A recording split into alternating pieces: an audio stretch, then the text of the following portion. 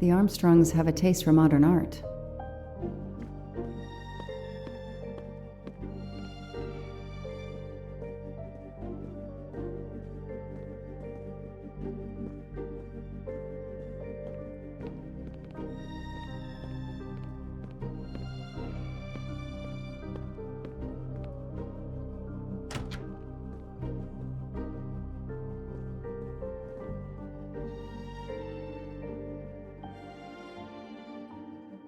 Good morning, Colonel Armstrong.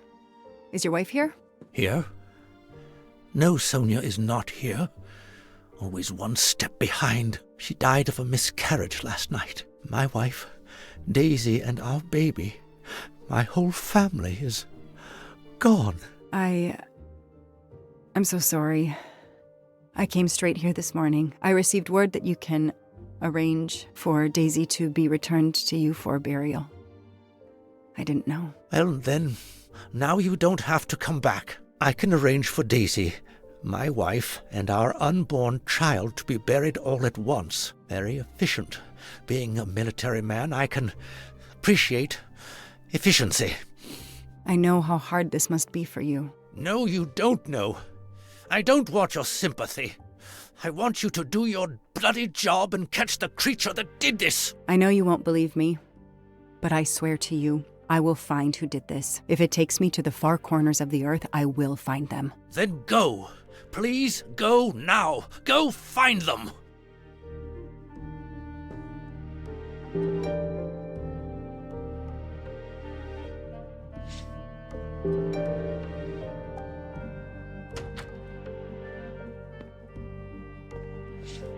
The house that once held the laughter of a child now feels so empty. I'm not giving up. I'm a part of this case, or the case is a part of me.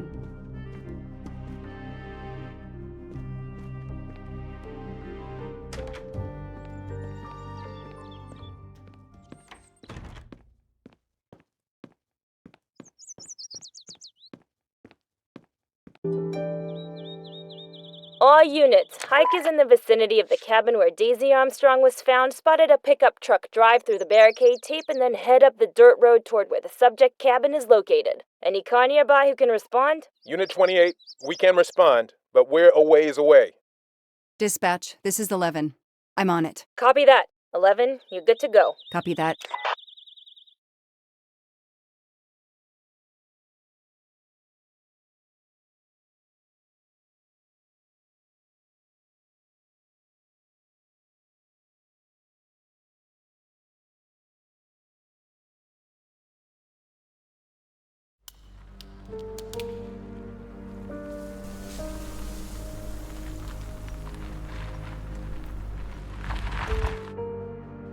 Okay, there's the pickup. Let's see who ignored our barricade tape.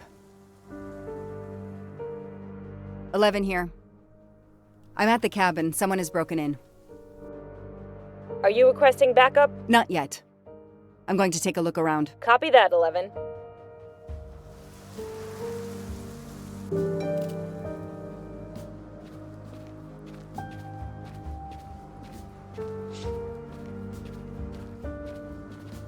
An individual has entered a police-secured area. I have to stop him first.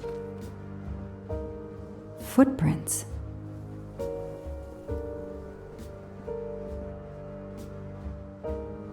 A forensics evidence identification marker. Duct tape to silence Daisy's screams. Damn it, Daisy. I will find whoever did this to you. He's not here.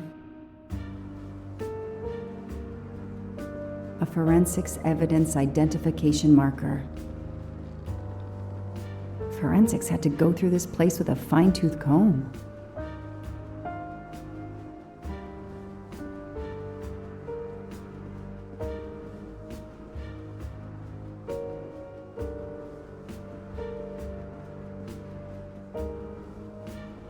That's where I found Fluffy, Daisy's special toy. I hope we returned him to the family.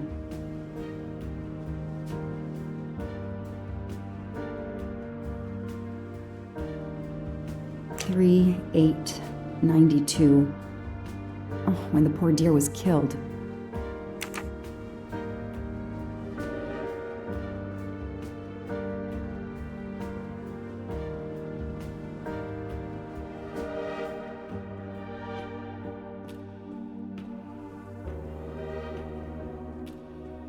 Somebody ignored the barricade tape.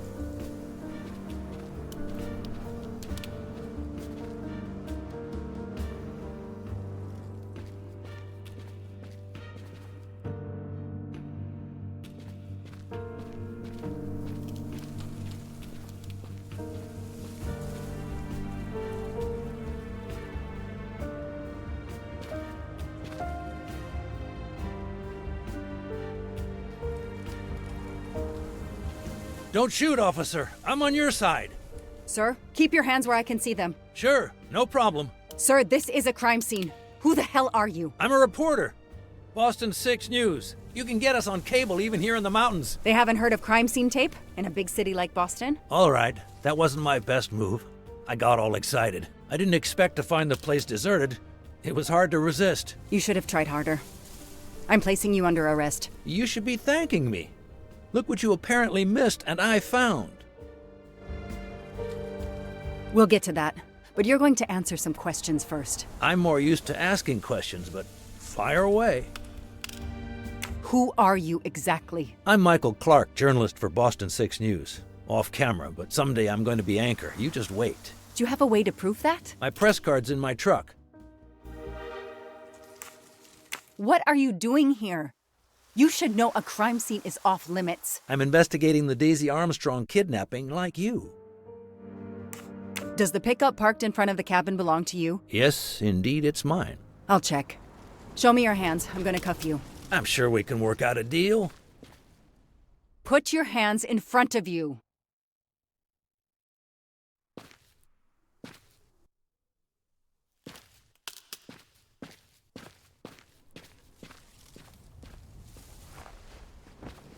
Aren't you going to read me my rights? You have the right to remain silent. I really wish you'd exercise that one.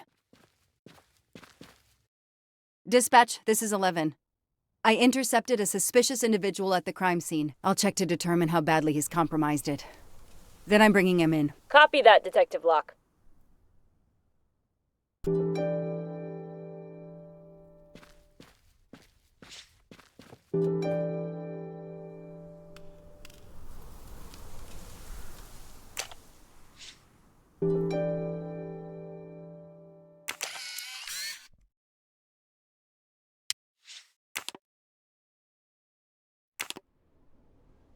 Candid photos of the entire Armstrong family. A reporter just doing his job. Or something else?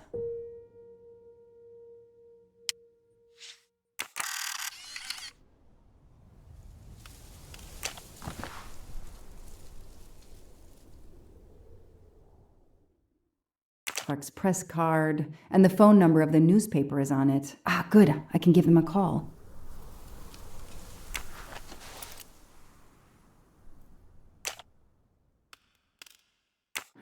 The glove compartment is closed.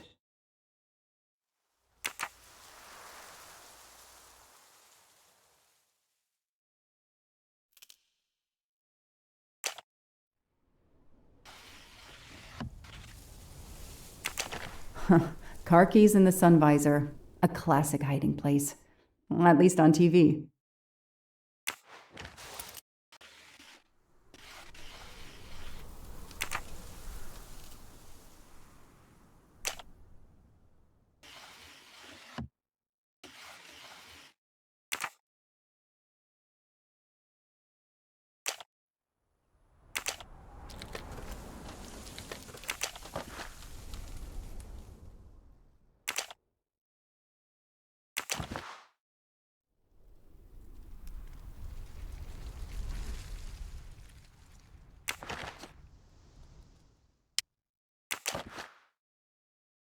Clark's driver's license seems to be in order.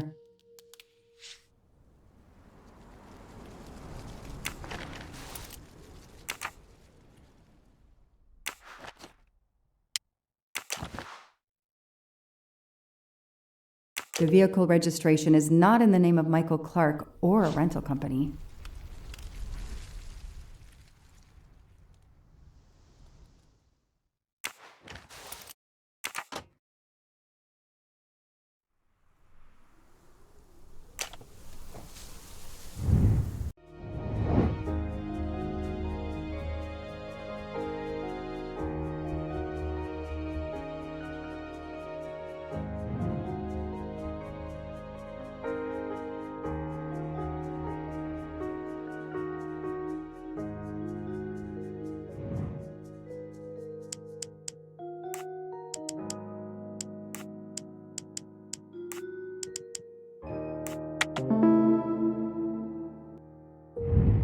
Hey, I'm a pretty good detective after all.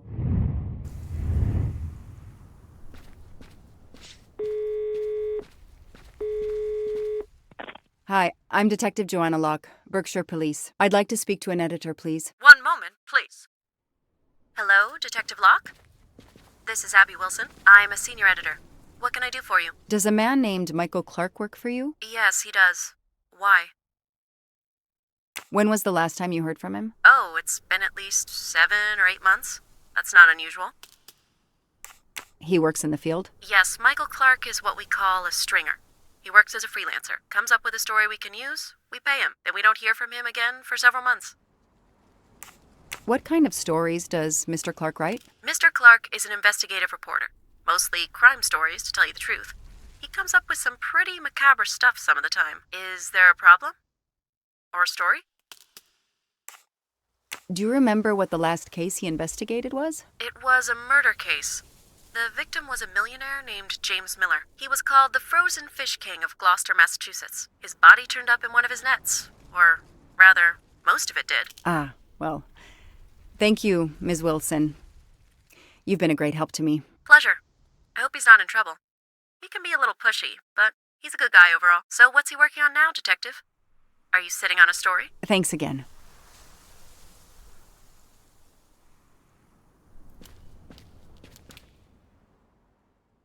This outline is the same shape and size as the gasoline can.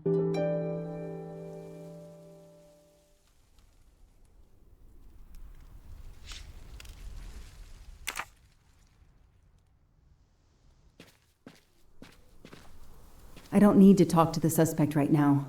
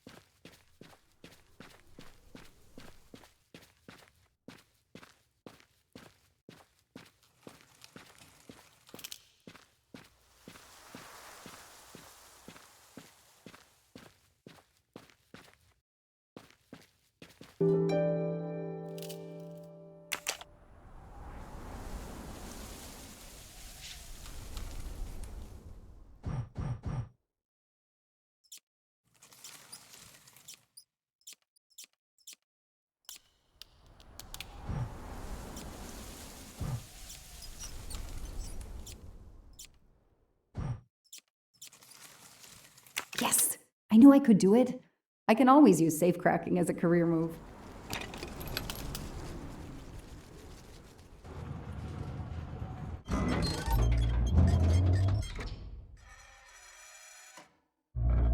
There. Now let's see what secrets you're hiding.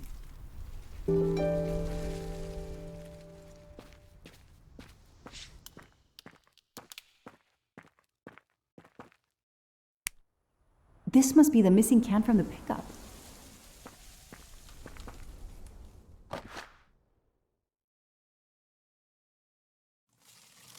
The cap's been damaged, and some gasoline has leaked out.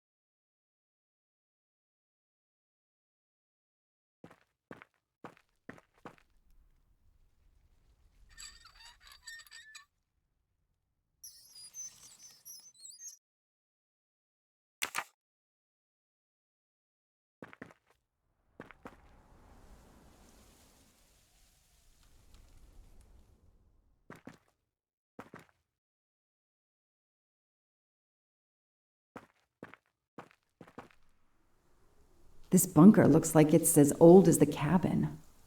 Everything is falling apart.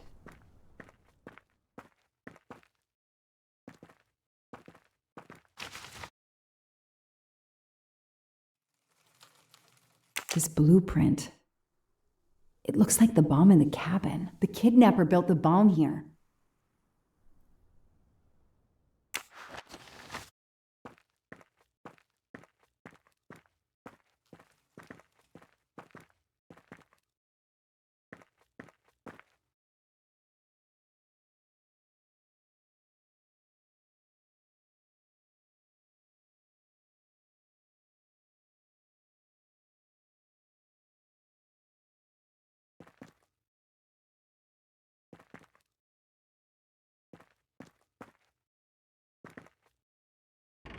No, doesn't work.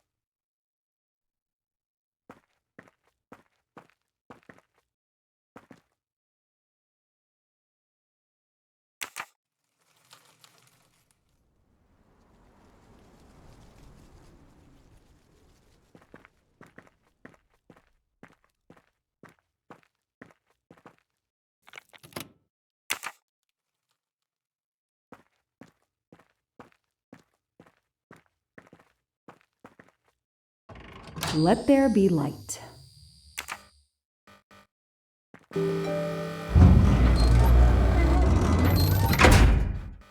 Perfect, it works.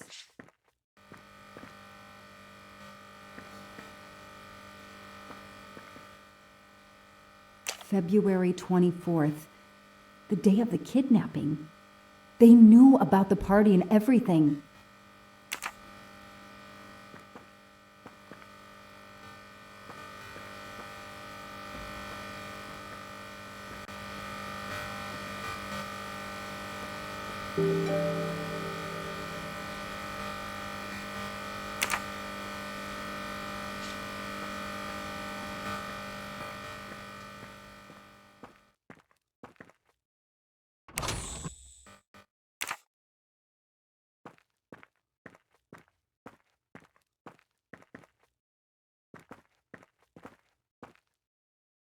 Could use a new light bulb.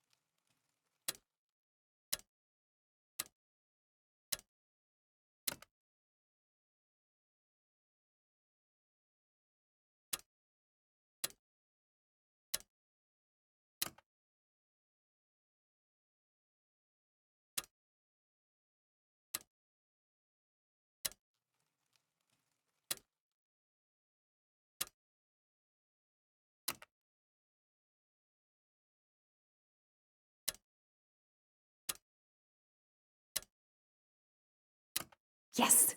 I knew I could do it. I can always use safe cracking as a career move.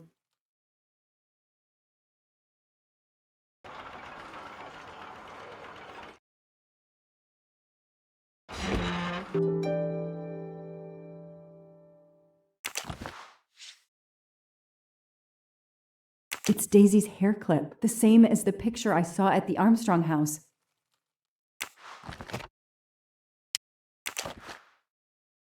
An expensive-looking pen with the initials JM? What's its story?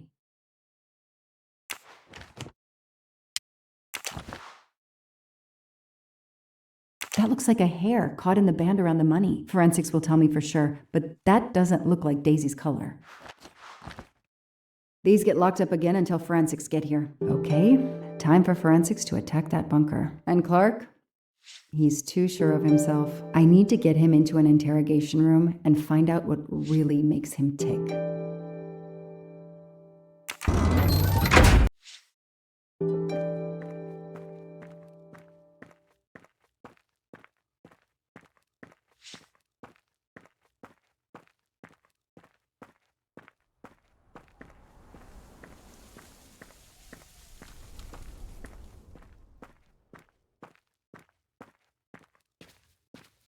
I'll secure the bunker for forensics. Progress at last.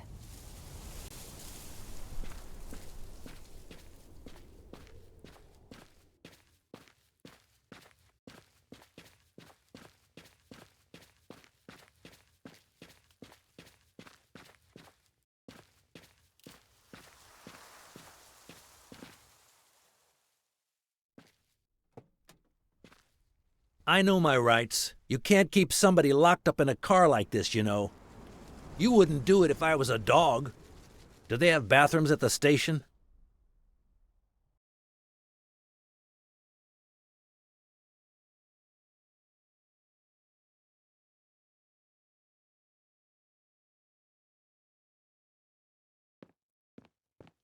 I have the right to make a phone call, Detective whatever your name is.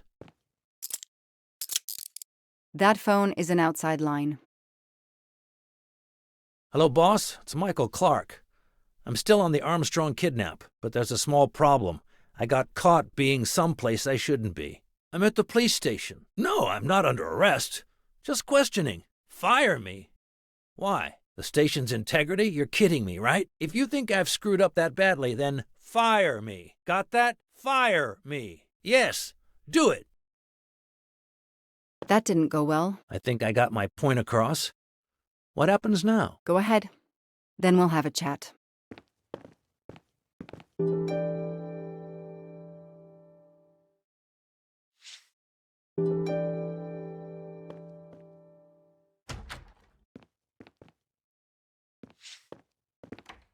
Now that we've taken your DNA, we can begin. Interview of suspect Michael Clark, 6 p.m., March 30th, 2019. This interview is being recorded. By elves behind the mirror, no doubt? You were arrested at a crime scene where you damaged police barricade tape. I'll pay for a new roll. That's a Class A misdemeanor, and it carries a $500 fine. Oh, that's unfortunate. To begin with, where were you on the night Daisy Armstrong was kidnapped? I was watching TV in my motel room, but I had my police scanner on.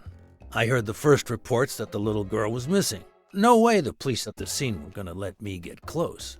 I set my alarm so I could get on the story first thing in the morning and tried to sleep. It was difficult. Can anybody confirm where you were? No, afraid not. I was alone and sleepless. A sad combination. And I realized a bad alibi.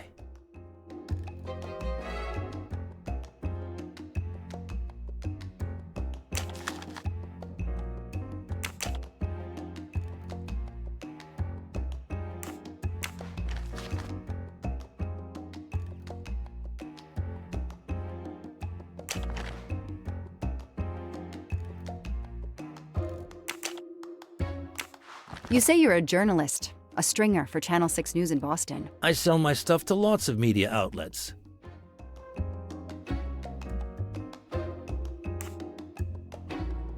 Your camera was in your pickup.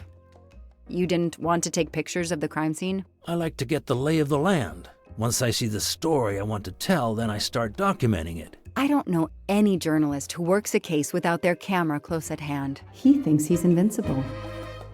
I need to play his ego. That's the key. What are you doing in the Berkshires? And what is your connection to the Armstrong case? For the past few months, I've been working on a big case. Boston 6 News was looking forward to my next story. The Armstrongs have been on my list of potential targets for a long time. I changed gears when Daisy was kidnapped and started investigating the Armstrongs.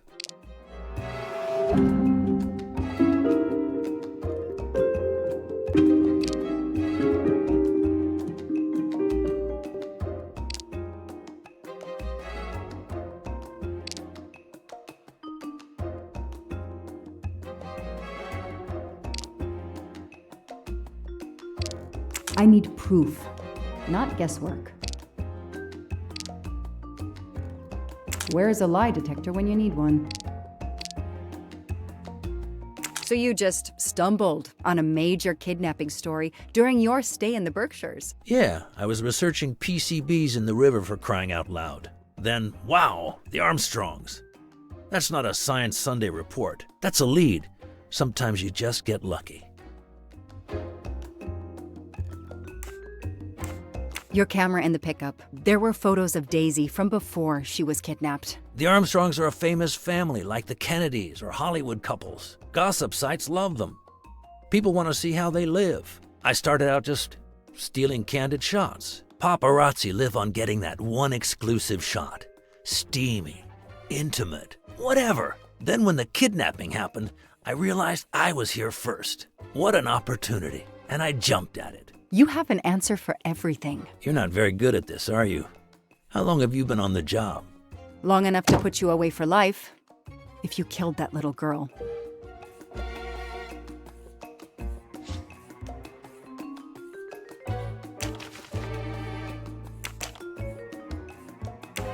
Let's start with why you went to the cabin. If the police were interested in it, I was interested in it. That pickup of yours, that's a very nice ride. Especially for a stringer who only gets a few stories on the air. How can you afford it? When Boston 6 does use a story, they pay okay. That truck is top of the range. How much did it set you back? $55,000, $60,000? When I have to, I do what everybody else does. I take out a loan. How about you, detective? You got a loan on your car? He's enjoying himself. I need to throw him off balance somehow, surprise him into making an error. Explain to me again how you got to the crime scene. I listened in on the police radio frequency. Anybody can do it with a scanner. I headed for the crime scene in my trusty pickup, like I've done for years. After the forensic team left, I needed to see the crime scene for myself. I got to the bunker just before you arrived.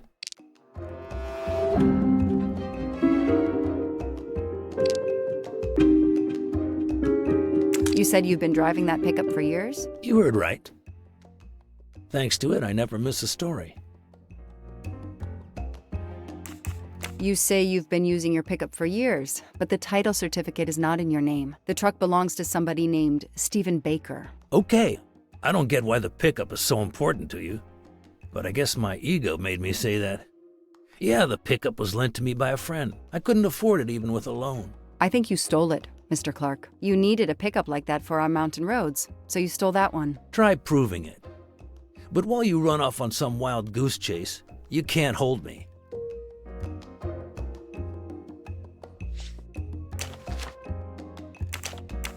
Let's move on to the gas cans and what we found in your pockets when you were brought in here today. That sounds exciting.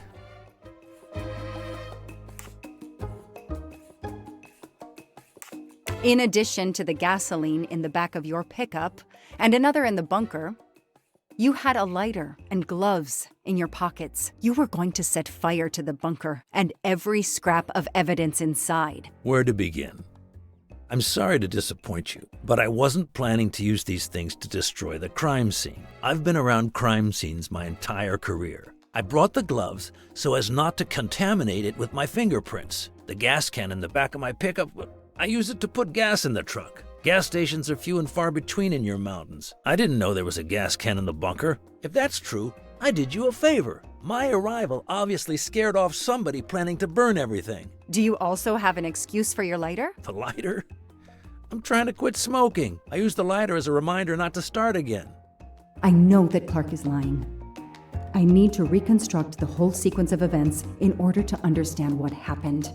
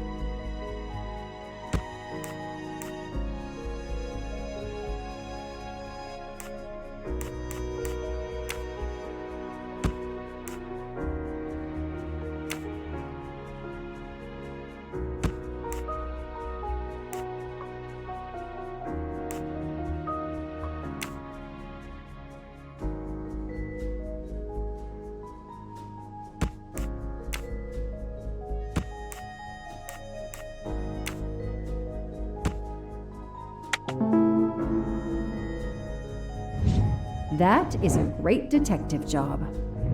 I'll tell you what really happened. You waited until forensics left and arrived in your probably stolen pickup. You grabbed a can of gasoline from your truck. You then went into the cabin to check if Daisy had been found. You then went straight to the bunker to see if it had been discovered, planning to set it on fire and destroy all the evidence inside. Before you could start the fire, you heard me arrive. So you hastily left your gas can and closed the hatch. You didn't think I could open the bunker. If I hadn't found you, I expect you would have burned down the cabin too. I'm not gonna make fun of you, Detective, or how you handled my interrogation. You're obviously very new at this.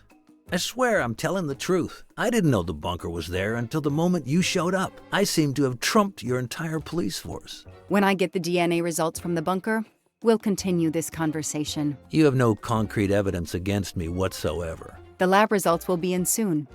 You won't get away with this.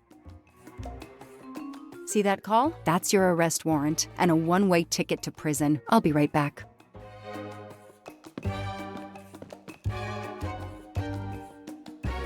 Hello, sir. I think I found the man who kidnapped Daisy Armstrong. I'm interrogating him now. Hold on, Detective Locke. I have some bad news. Someone set fire to the cabin in the bunker. The fire department is on the scene, but they say it's too late. That's impossible. My suspect has been in the interrogation room with me all evening. We can't hold him. Suzanne Moreau. Her fingerprints are on the wine bottle found in the cabin. We also found an unknown person's fingerprints, but they don't match your suspects. Sir, with all due respect, I'm convinced Michael Clark is involved. Detective, I'm cutting you some slack already. But we cannot hold your suspect simply because you're convinced he's guilty. We have evidence that Suzanne was working with an accomplice, Noah Garrity. I order you to release the reporter and arrest this Moreau. Let me just check my last lead. The DNA analysis of the hair found in the bunker safe. The results just came in. I know how hard this is. Okay. Get the DNA results. Detective Locke, I will give you 1 hour maximum. Then you close the file and arrest Suzanne Moreau. Thank you, sir.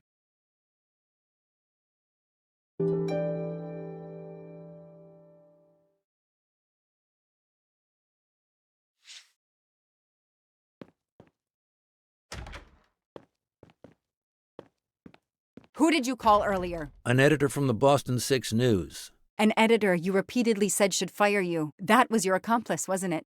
You were telling him to start the fire. An accomplice? I know it was Noah you called. I'm saying nothing more without the presence of my lawyer. Stay right where you are. I'm not done with you yet. Wow. Do I hear grounds for a lawsuit? Some poor, innocent woman is being accused instead of you. You set her up, didn't you? You have to let me go, Detective. All I need is one more phone call to the lab. I know it's you, and I'm going to prove it. Hello, this is Joanna Locke. I need the results of the DNA test I asked you for. Hi, Detective. Sorry, we only have the DNA sequence. We haven't had time to compare it with the suspects yet. It'll take 7 more hours. I'm sorry, but you are not the only one on the waiting list. Send your analysis to my computer in the office. I'll do the comparison myself. I need authorization. I have a murderer who is going to walk free unless I get those results now. Fine, we'll send it to you right away, but I'll have to log this. It's my last chance.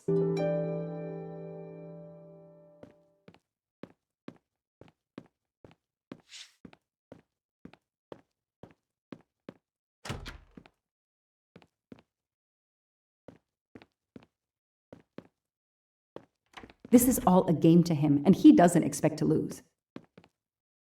Case files. A lot of them for our tiny town. The only comfortable chair in the whole station. But there's no time to rest. I'll add these to the file. Anything that will erase Clark's smile.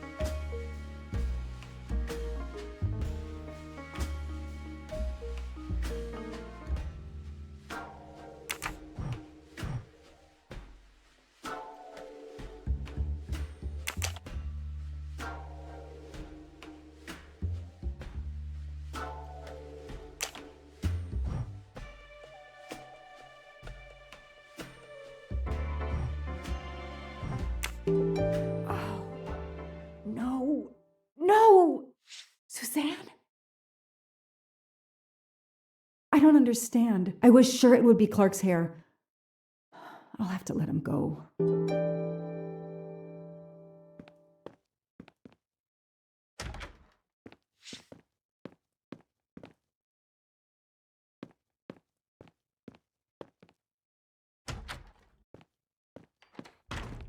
You can leave. Sorry it didn't work out for you, Detective. Maybe you should consider a career change. We are not done. Oh, but we are, my dear. We are done. I had no choice but to return to the Armstrong house to arrest Suzanne Moreau.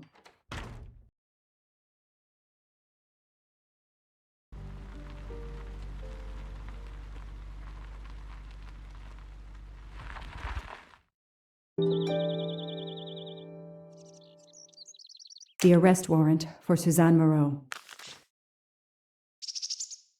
Suzanne was set up by Clark and Noah. They are the kidnappers, but I'm not giving up. When Suzanne comes up for trial, I will fight for her defense. But for now, the district attorney is in charge. If I want to stay a detective, he always has the last word.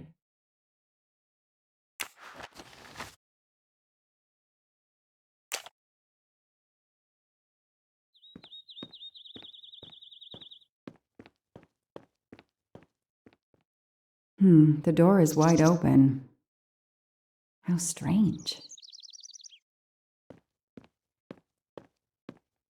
Hey, is anyone there? Miss Moreau? Miss Moreau? This is Detective Locke.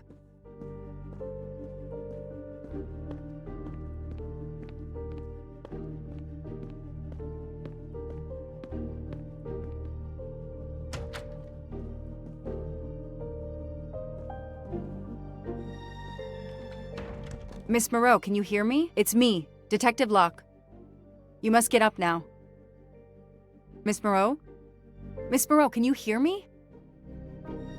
Suzanne Moreau is dead. There are no traces of blows or injuries on her body. She doesn't seem to have defended herself from anyone.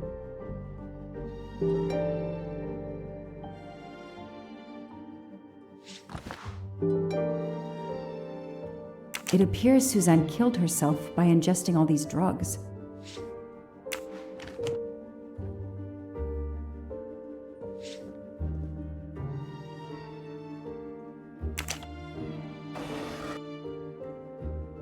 Her glasses are missing.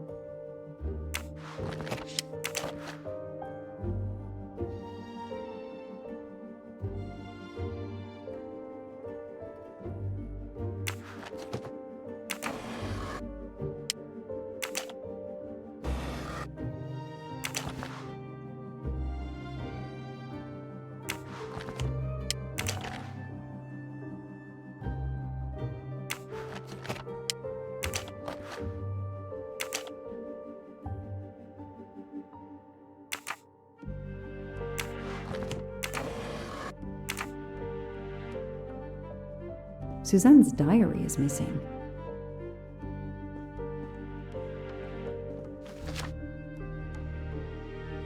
Suzanne was telling the truth about her mother.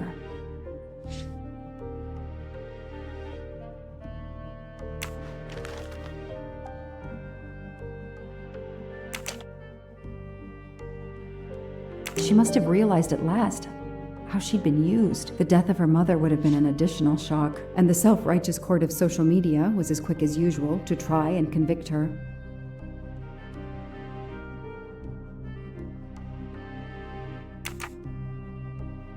I called the district attorney to inform him. This is Detective Locke, sir. I'm at the Armstrong house. Have you arrested Suzanne Moreau? She's dead, sir.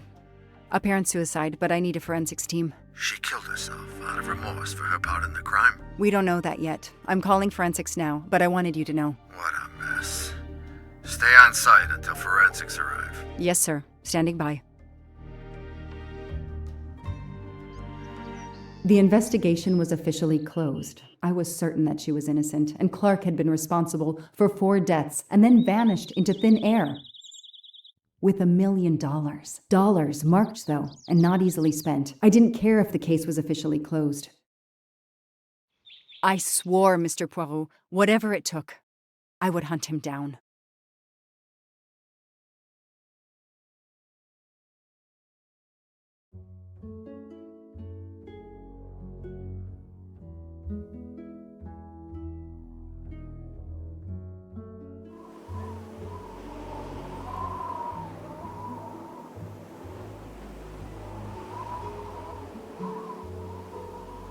I waited for the forensics team, then went into the station to write my report. I was officially off the case. Thank you, mademoiselle. That obviously cannot be the completion of your story. If I might ask a question? Of course.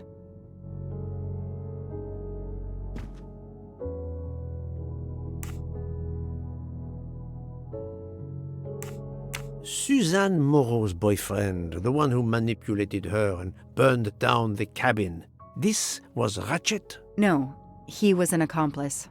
Clark, the phony journalist, was the leader. Michael Clark, the reporter, he was Ratchet? Absolutely. I was the only law enforcement official to question Clark. I knew this wasn't his first kidnapping. You looked for similar cases. What do you Americans call the MMOs? Means, motive, and opportunity. Yes, I looked for someone in plain sight. Someone on the edge of a kidnapping case. Someone in plain view, keeping track of the investigations. An innocent witness, a concerned neighbor, even another reporter. And eventually you found a name behind an alias. Yes, I found a name. Cassetti, the real name. The real name of the man you call Ratchet is Cassetti. This explains much, mademoiselle, but not all.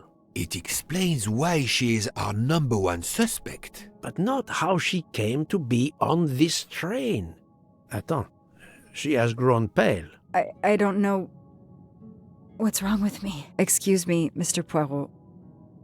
I don't feel very well. You are exhausted and still feeling the effects of the drug. Stay with us, mademoiselle. One more effort. I need to know your recent movements. I snuck aboard the train. This I observed. You came directly to this room?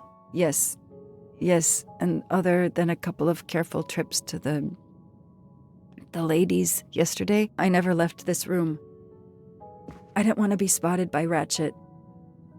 Yesterday, I chatted with my roommate, Miss Schmidt, I think, here in our room. She brought me some dinner. I got very sleepy and nodded off. And now she nods off again. Is this a joke? She must be faking, so we can't interrogate her further, Poirot. No, Book. She really seems to have fallen asleep again. It is my fault. She must have been given a dangerous dose of sleeping pills last night. The effects should wear off soon, I hope, but I am afraid asking her to tell us her story was too much for her. Pinch her, Poirot. She's faking. Her eyes are dilated. She is not faking, and there will be no pinching. Dr. Constantine, please stay with her. Monsieur Bouc, ask the other passengers to gather in the dining car.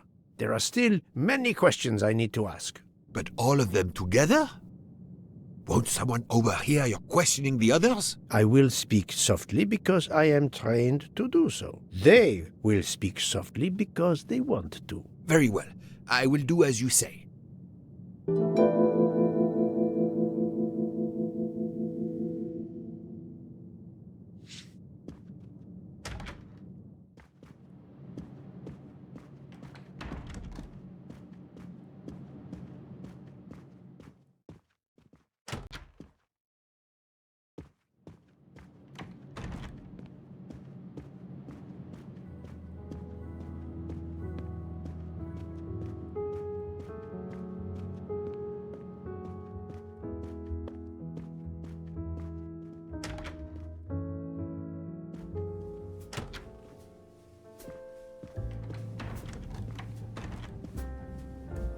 I hope we will be leaving soon.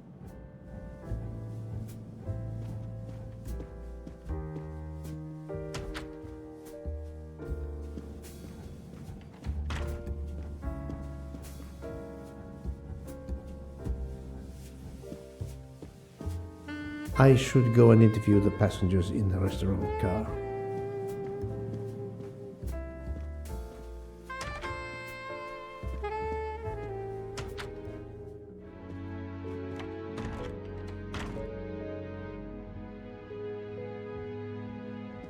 The passengers who agreed to come and talk to you are assembled, Poirot. Mr. Masterman is already here to answer your questions. Perfect. Thank you, my friend. Sit down, Monsieur Masterman, please. Thank you. Does the name Cassetti mean anything to you? No. Should it? Have you heard of the Armstrong kidnapping case? Of course. It was all over the news a few years ago. Your employer's real name is Cassetti. He was the man behind that kidnapping. Mr. Ratchet was... He murdered that poor little girl? Mr. McQueen, the man you worked for is a kidnapper named Cassetti. What? What kidnapping? He murdered his victim, a child named Daisy Armstrong. The Armstrong kidnapping? You had no idea of Monsieur Ratchet's real name? Damn skunk! Why are you so upset? My father was the district attorney who handled the case, Mr. Poirot. I saw Mrs. Armstrong more than once.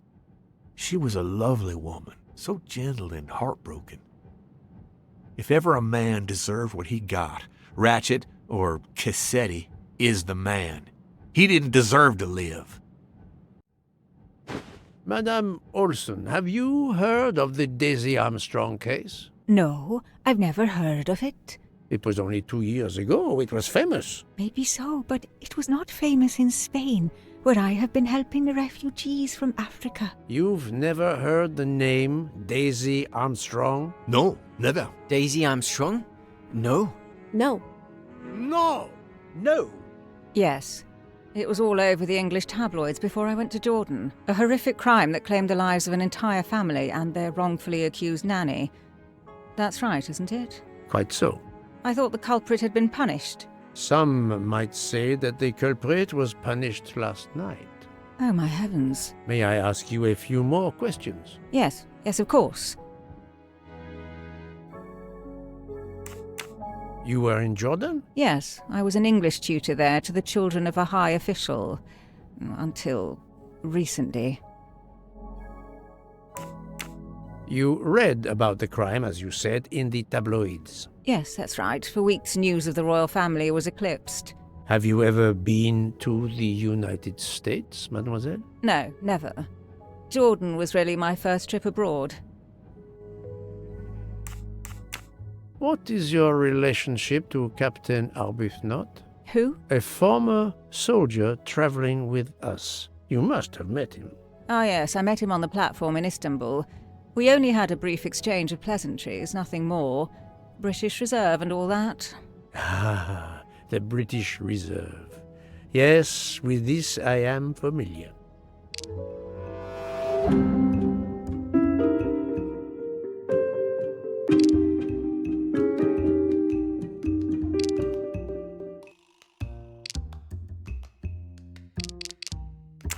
Are you sure everything you have told me is accurate, Mademoiselle Debenham? Of course.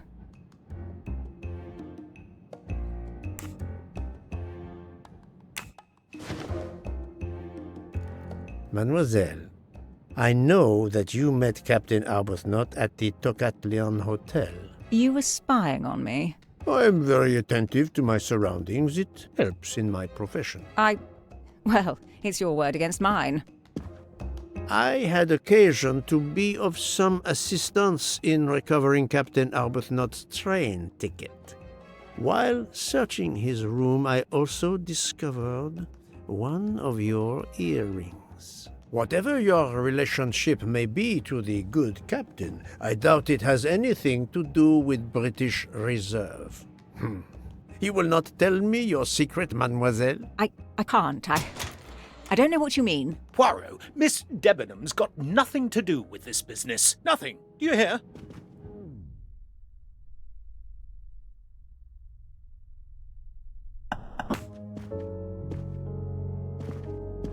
Archie, stop. Captain, no! This behavior is unworthy of an officer and a gentleman. Leave her alone!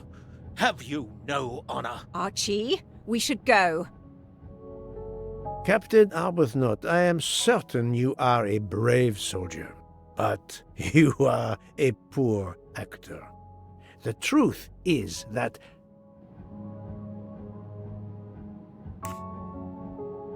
your relationship with Miss Debenham is beyond doubt, Captain. Your reaction was apparently that of a man trying to protect the woman he loves. I might understand that if your relationship were some cleverly disguised secret, but it is not. You make puppy dog eyes at one another at every opportunity. You cannot hide your love. Everybody knows. I advise you to stop with your accusations, Mr. Poirot. I'm going to escort Miss Debenham back to her compartment. Make of that what you will.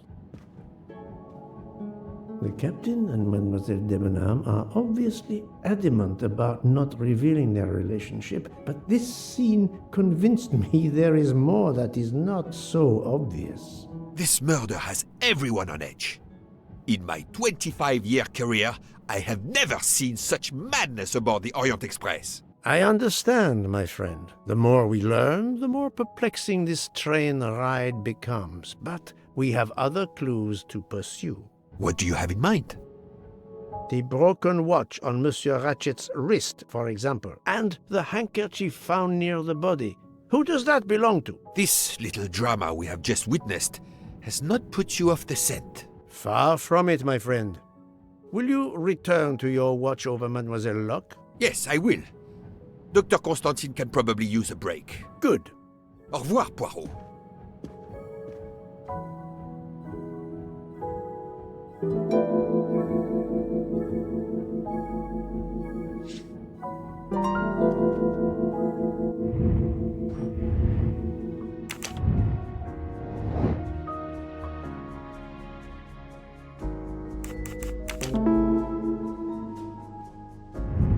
My little gray cells did not let me down.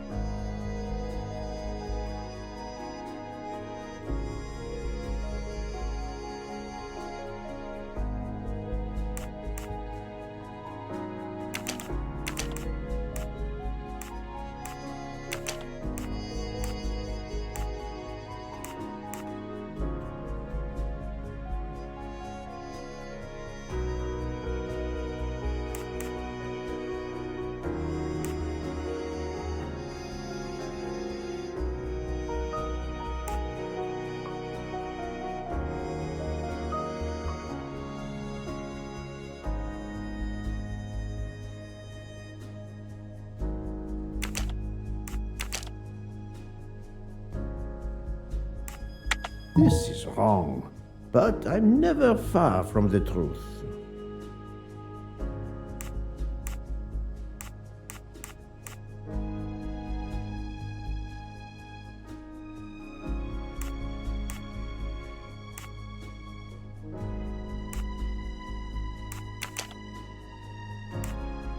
No, not good.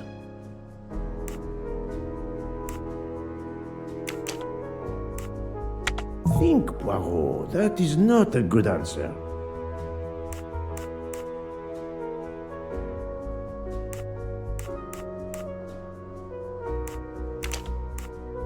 I do not think that's the right answer.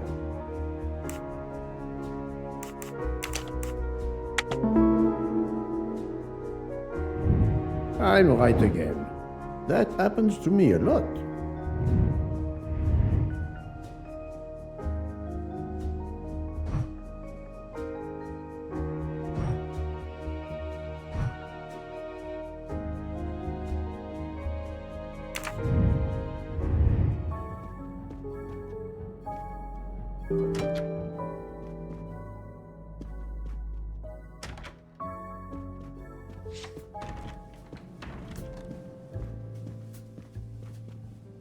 Monsieur Foscarelli, I would like to ask you a few questions, if you allow me. Ah, Signore Poirot, is it? I was wondering when you'd get around to me. Unfortunately, you find me on a mission of mercy. Hello, Monsieur Poirot. Sorry, we have a small problem. The orange juicer has broken down and I can't fix it. Mr. Foscarelli has kindly offered to help me. It isn't the car engine, but I am doing my best. Even with the two of us, we can't manage. Let me guess. You call upon Poirot to help. I'd be happy to answer your questions when we finished.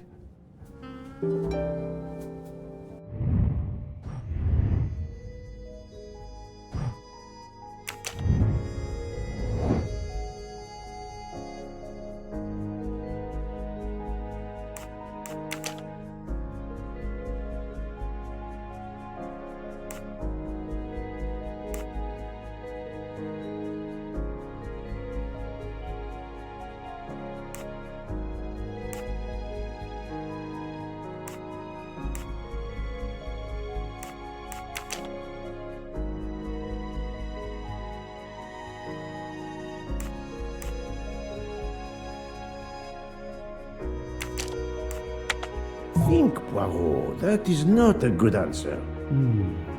Let me consider all the possibilities.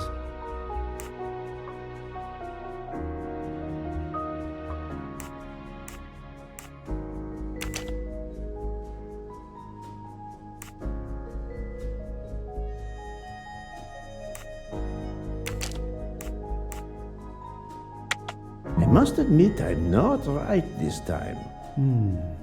Let me consider all the possibilities.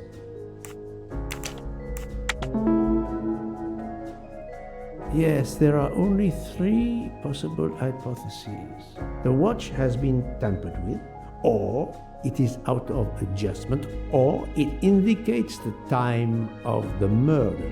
I shall explore these last 2 possibilities before reaching any conclusions. If the watch is out of adjustment, it may be broken. There may also be another reason related directly to Ratchet. Maybe the watch is set to another time zone.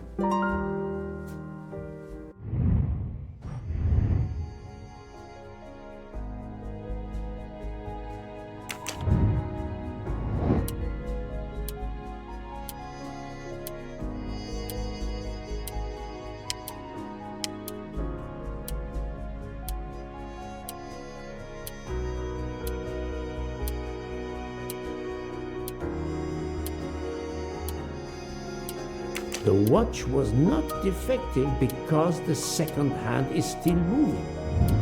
That's the right answer.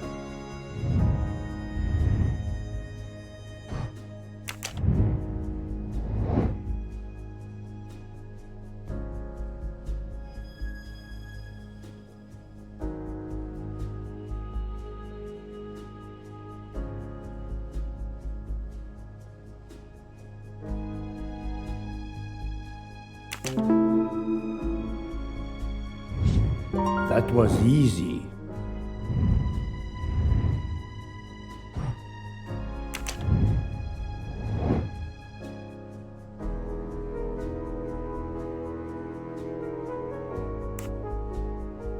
Yes.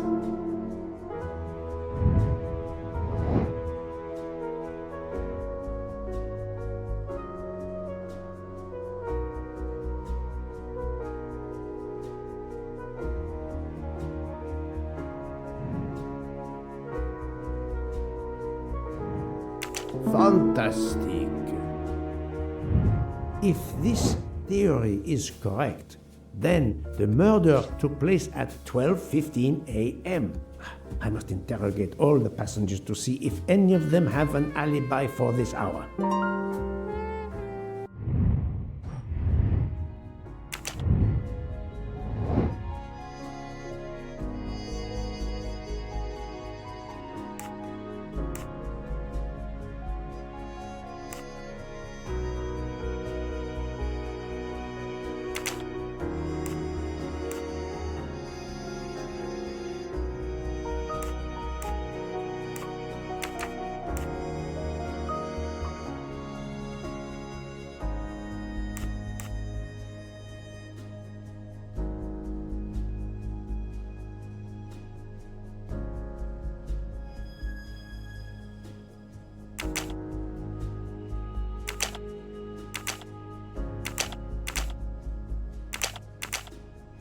think, Poirot. That is not a good answer.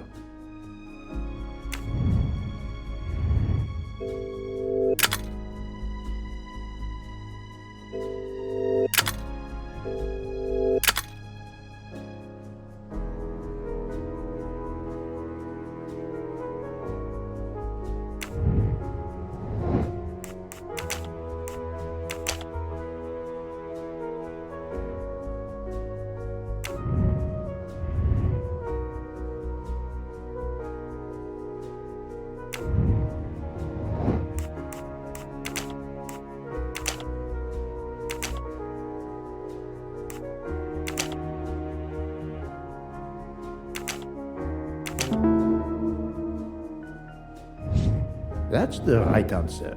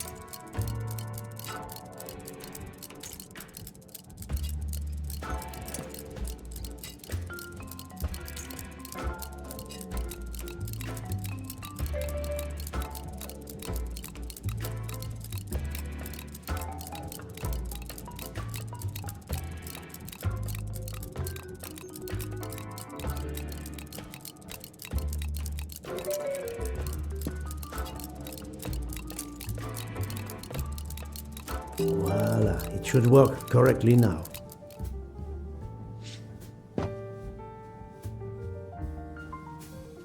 Bravo! I should stick to automobiles. Well, now we can talk calmly.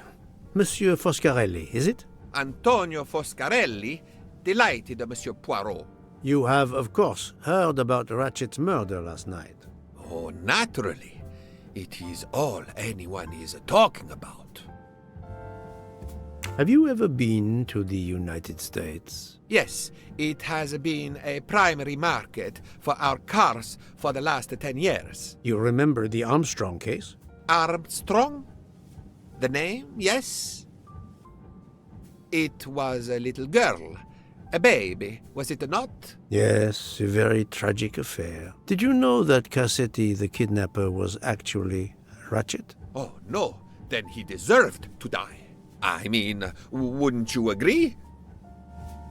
Can you tell me your movements on the night of the murder? I went to bed right after dinner, but I slept very badly. My roommate, Mr. Masterman, had a toothache. Oh, he moaned all night. It woke me up several times. Did you hear anything or notice anything unusual? No, nothing that I can think of. I stayed in my bed all night. Well, thank you, Mr. Foscarelli. I'm sorry I couldn't help more, Signore. I remain at your disposal if you should need me.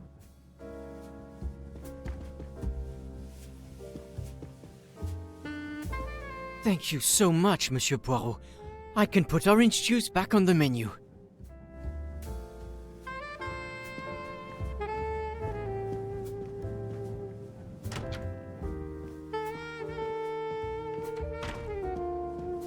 Enchanté, mademoiselle. You are Hildegard Schmidt? I am, ja voll.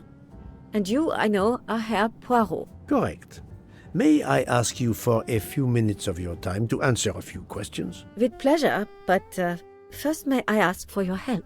Why does this not surprise me? I don't know. I am at your service, Fraulein. My mistress, Princess Dragomirov, has asked me to open this traditional Matryoshka doll. There is a trinket inside she must retrieve. Madame, in my experience, each Russian nesting doll simply pulls apart to reveal the next one inside. Indeed. Yet try it for yourself. As you wish. Ah, you are a gentleman.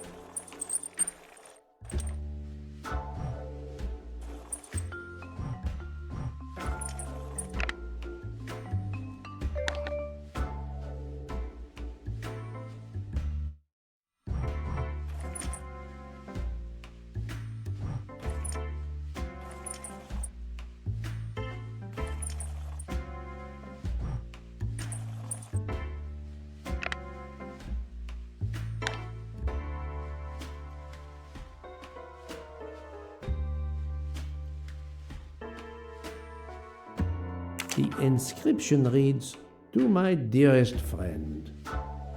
Ah, thank you very much. This doll reminds her of her youth in Russia.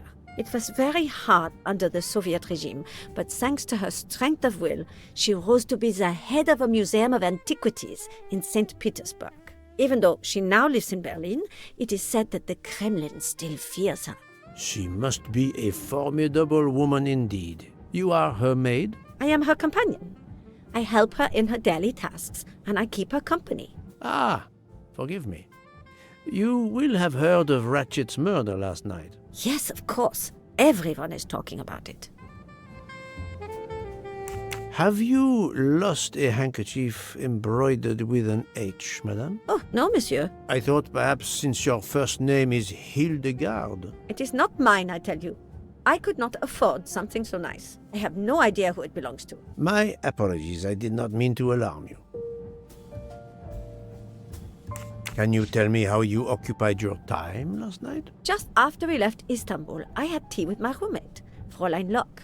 I went to dinner with the princess, and when I returned to my compartment, Fräulein Locke was already asleep. A little later, Herr Michel, the conductor, came to get me because Madame la Princesse needed my help. Her back troubles her. I massaged her for about an hour. Do you remember the time? I'm sorry, I do not, mein Herr. Thank you for answering my questions, madame.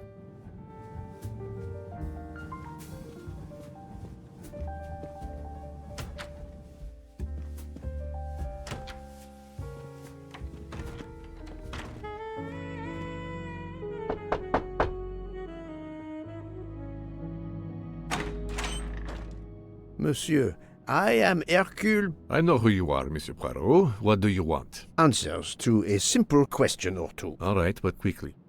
My wife is quite ill. I would like to stay by her side. I promise. First of all, I imagine you know about the murder. Of course. The Countess is terribly distressed. Your full name? Rodolphe Adreny. Your home is? Budapest. And how do you come to be aboard the Orient Express? I am a Hungarian diplomat. My family has represented our homeland since the revolution from the Soviet Union in 1956. I was on my country's business in Istanbul. Business which I cannot discuss. And your wife often accompanies you on your diplomatic missions? Yes, and why not? Was there anything else you wanted to know?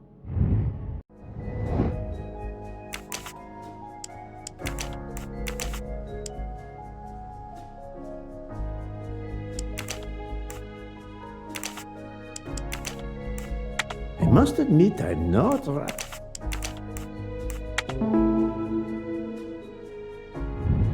That was easy. Can you tell me how you spent last night? I was in our compartment with my wife. She went to bed early. I played a video game on my phone.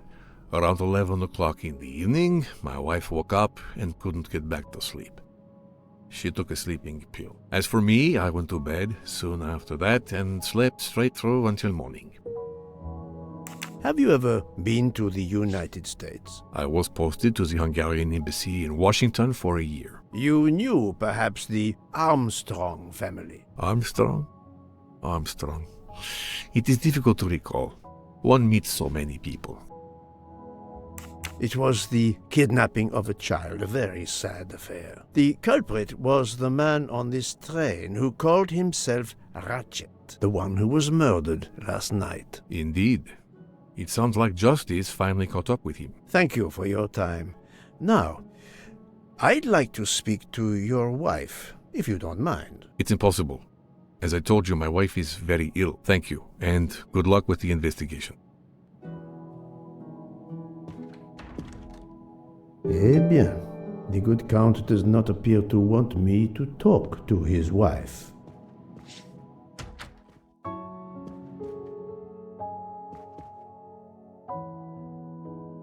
Madame Hubbard, may I ask you a question or two? It won't take long. Anything I can do to help? Have you misplaced a handkerchief recently? No, I don't think so. Why? We found a handkerchief embroidered with the letter H, so I thought it might have been yours. I'm sorry, but it's not. It may belong to Miss Schmidt, Princess Dragomirov's lady's maid. I believe her first name is Hildegard. It is a possibility. Anyone could be lying, of course. I thank you, madame.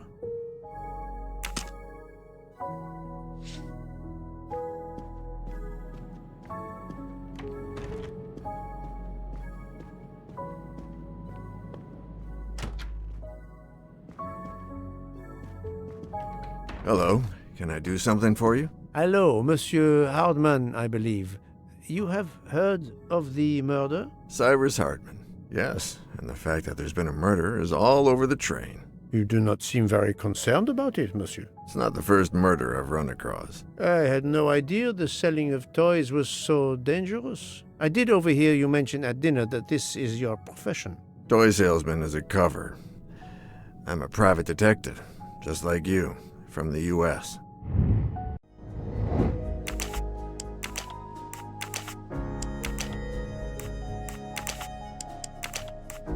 This is wrong, but...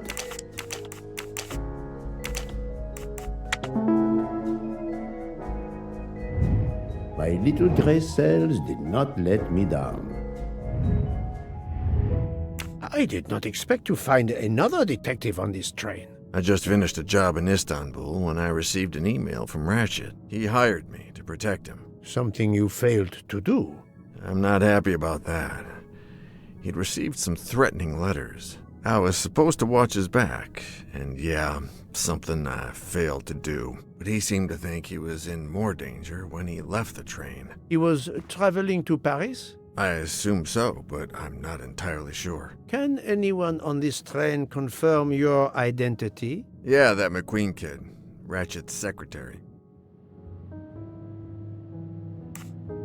Monsieur Hardman, have you heard of the Armstrong case? Armstrong? The kidnapping 3 or 4 years ago? Who hasn't? Why? Ratchet's real name was Cassetti. I have reason to believe he was the kidnapper. What? He killed that little girl? No, I didn't know. If I had known, I wouldn't have taken the job. Do you have any idea who was behind the threatening letters? I don't know his name, but Ratchet told me he was a small man. Dark hair, with a womanish kind of voice. Oh, thank you for your help.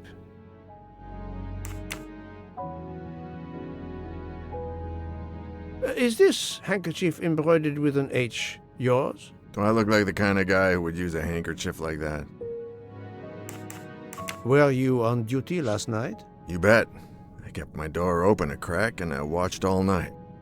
No one entered that car who didn't belong there. Did you see anything in particular? The conductor, Michelle. He was there most of the time too, except for 15 minutes or so after we left Vinkovsky. He must have answered a call from Ratchet's room, then he was absent again for a while around 1 a.m. After that, he didn't move until 5. Thank you for answering my questions, Monsieur Hardman. Listen, Poirot. I know I fell down on the job, but if you need help, any at all, let me know. I'd like to make it right. Ah, it has been a while since I have seen one of those.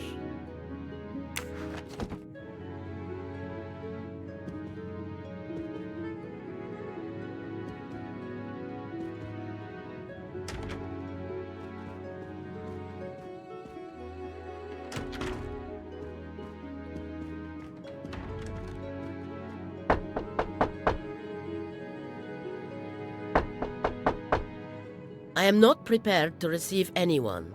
Come back later. Very well, madam. I'll come back later. But you will need to speak to me.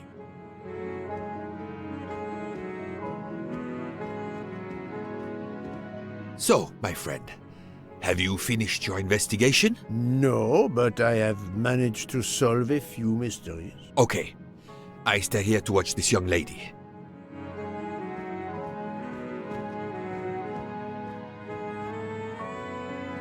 I hope your investigation is going well, Mr. Poirot.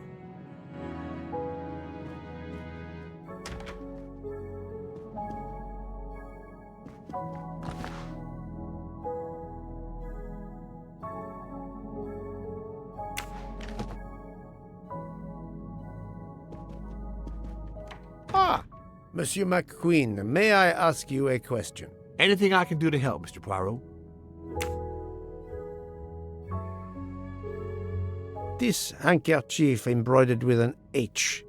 Is it yours? No, I don't use cloth handkerchiefs. Thank you. I won't bother you anymore.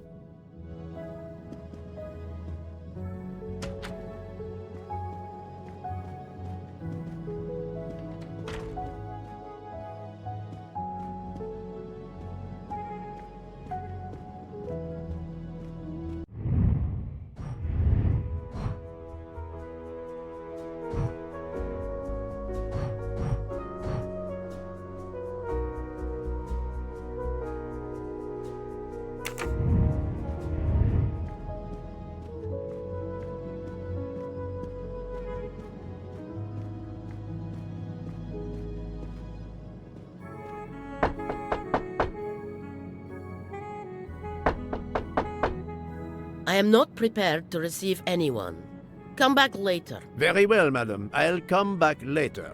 But you will need to speak to me.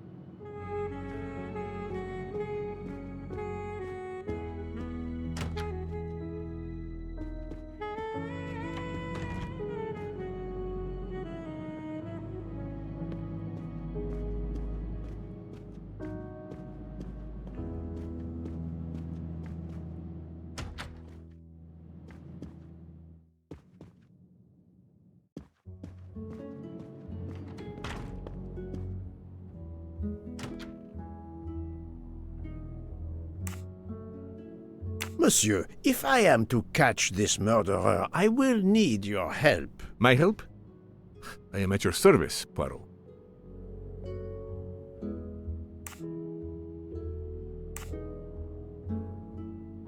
You are very protective of your wife, Count Andrény. Does that surprise you? Her vertigo can be very dangerous. I believe there are many kinds of vertigo. If you don't mind, I'd rather talk to a doctor, not a detective. If you'd excuse me.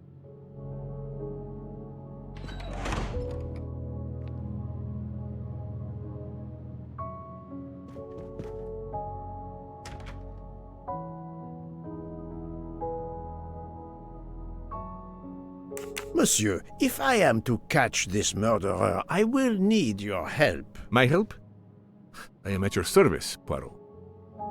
You are obviously a devoted husband, Count Andrény. My wife means the world to me. There were questions in Budapest about a Hungarian diplomat marrying an American woman. It did not deter you. I would have given up my position for her. I would think it is universal. Are you married, Mr. Poirot? No. I fear marriage is not for me. But her condition, is it very grave? She is suffering a bout of vertigo. You understand? The room spins. I think Dr. Constantine could help your wife. There is a doctor on this train? I did not know. Where is this doctor? I think Dr. Constantine is in the lounge car. If not, perhaps the conductor can tell you where he is. Very well, I will find him. Thank you very much.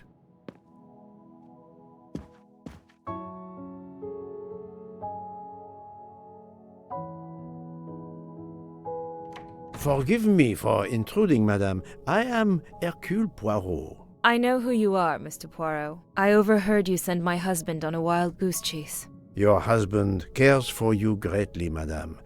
I apologize for exploiting that fact. But the situation is urgent, and I need to ask you a few questions. Apology accepted. I realize you must speak to everyone. This horrendous murder. It's very upsetting. That is a beautiful music box. Please don't touch the music box. It's a fragile family heirloom. Your accent, is it American? Boston, perhaps? You have a good ear, Mr. Poirot. Yes. Born and raised in what we call the Back Bay.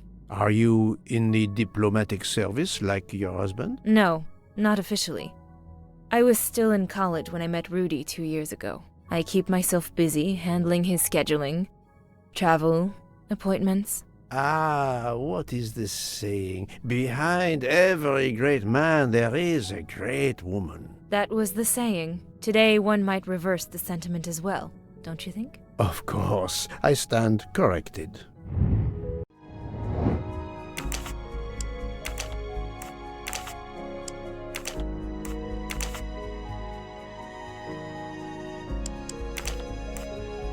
Think, Poirot, that is not a good answer.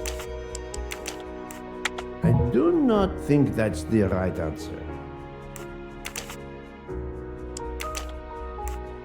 No, not good.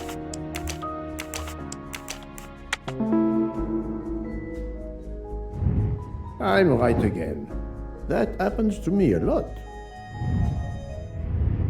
A handkerchief embroidered with an H was found at the crime scene. By any chance, does your first name begin with an H? No, my first name is Elena, with an E. Can you tell me what you did last night? Well, my husband and I went to dinner. Then we came back here. We went to bed around 10 o'clock. I tried to sleep, but I couldn't, because of the shaking of the train. I suffer from vertigo. I finally took a sleeping pill, and that did the trick. When did the train's motion prevent you from sleeping? Between midnight and 2 a.m. I know because I must have looked at my watch about 10 times. I see.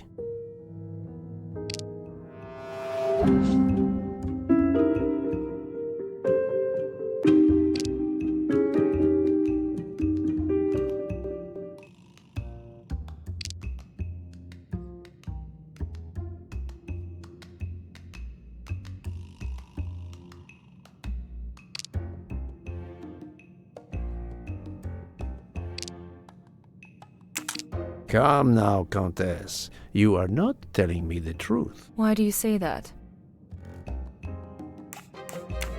The train stopped at 12:30 a.m. due to snow, so there was no shaking of the train. But you told me that it was the shaking that prevented you from sleeping. I don't know, you're confusing me.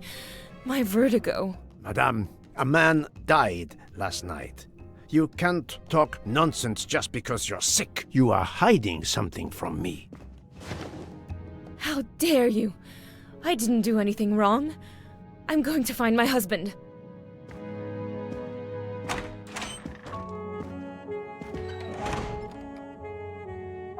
That was unkind, I know, but my strategy worked. I can now inspect this room in peace.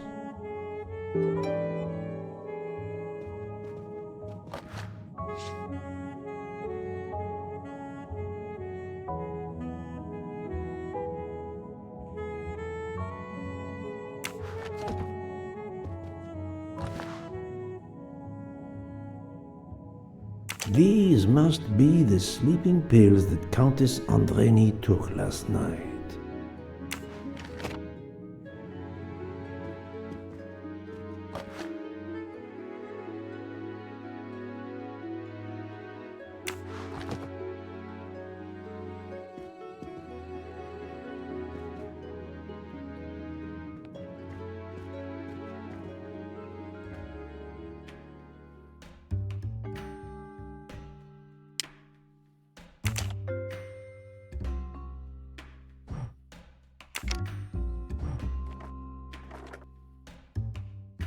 It's closed.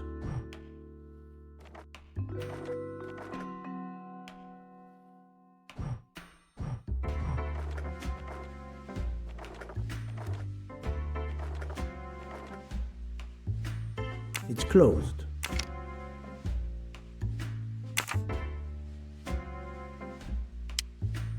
There seems to be something missing here.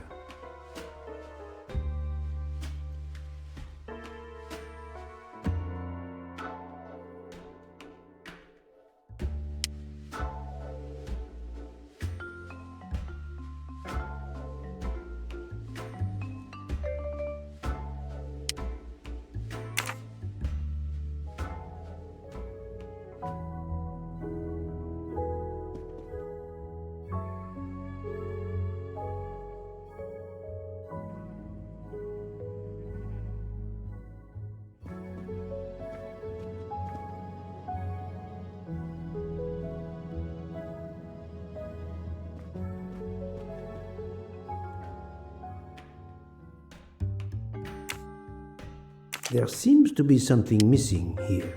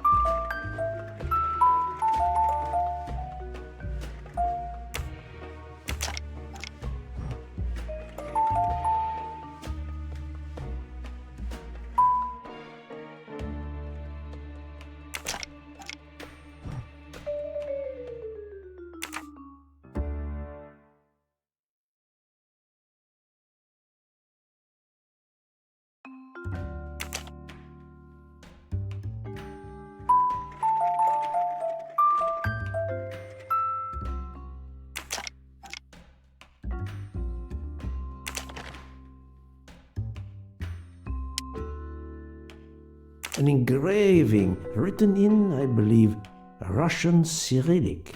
It looks like a first name.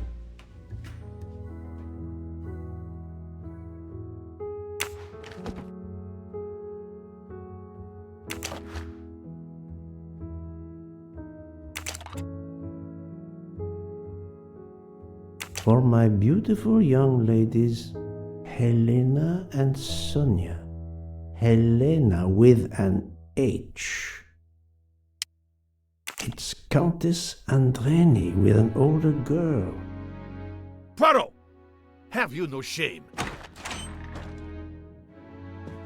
Monsieur, I am afraid shame is not a very helpful emotion for a detective trying to get at the truth. What are you doing in our compartment? I am investigating a murder, Count Andreni. My wife is ill. My apologies, monsieur, but your wife seemed in perfect health when she left the room to find you. I do apologize, but I needed to search your compartment. You will regret this, Poirot. Please, Count.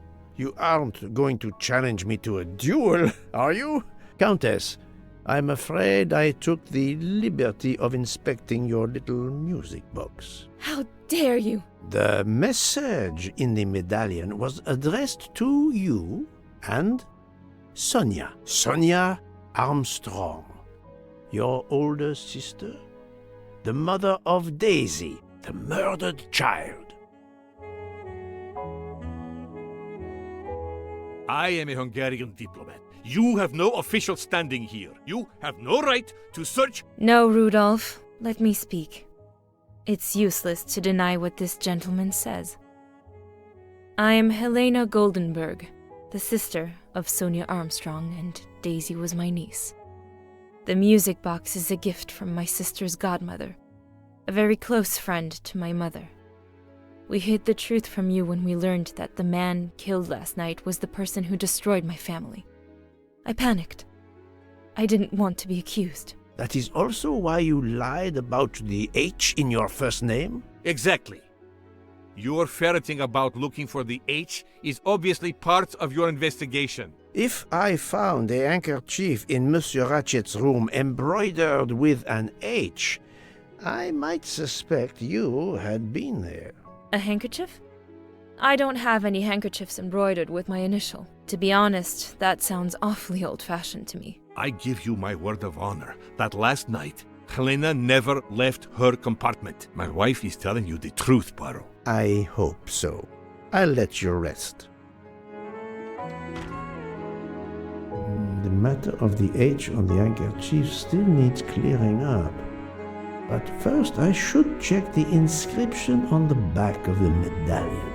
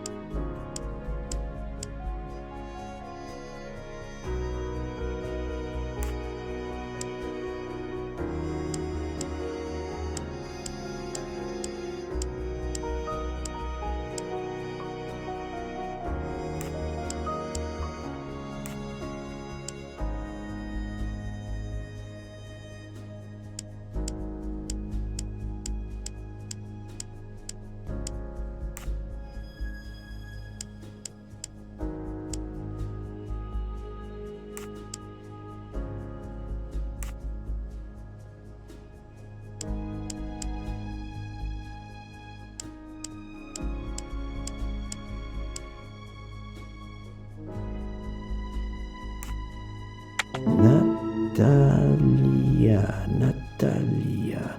Would it be Natalia Dragomirov?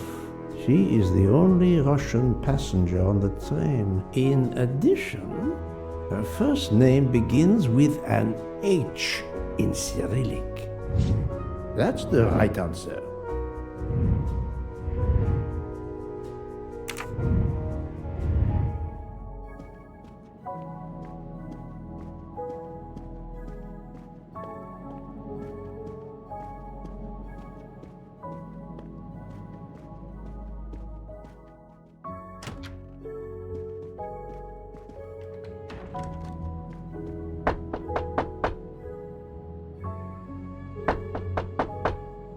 I am not prepared to receive anyone. Come back later. I'm sorry, madame, but a man has been murdered. I must ask you a few questions. You must have misunderstood me. I cannot speak to you just now. Madame, I know that Sonia Armstrong is your goddaughter. Come in, please. Please forgive my intrusion, madame, but I really must ask you some questions. Then ask. I'll answer if it pleases me. We have not been properly introduced, yet I have observed her a couple of times, so I can already deduce some things about her.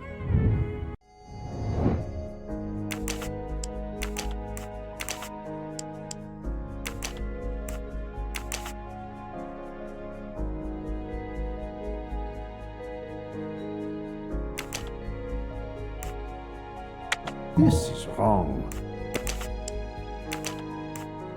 Think, Poirot.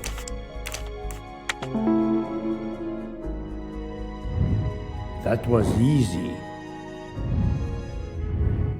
I will first ask you about last night. Will you tell me your movements? I went to bed just after dinner.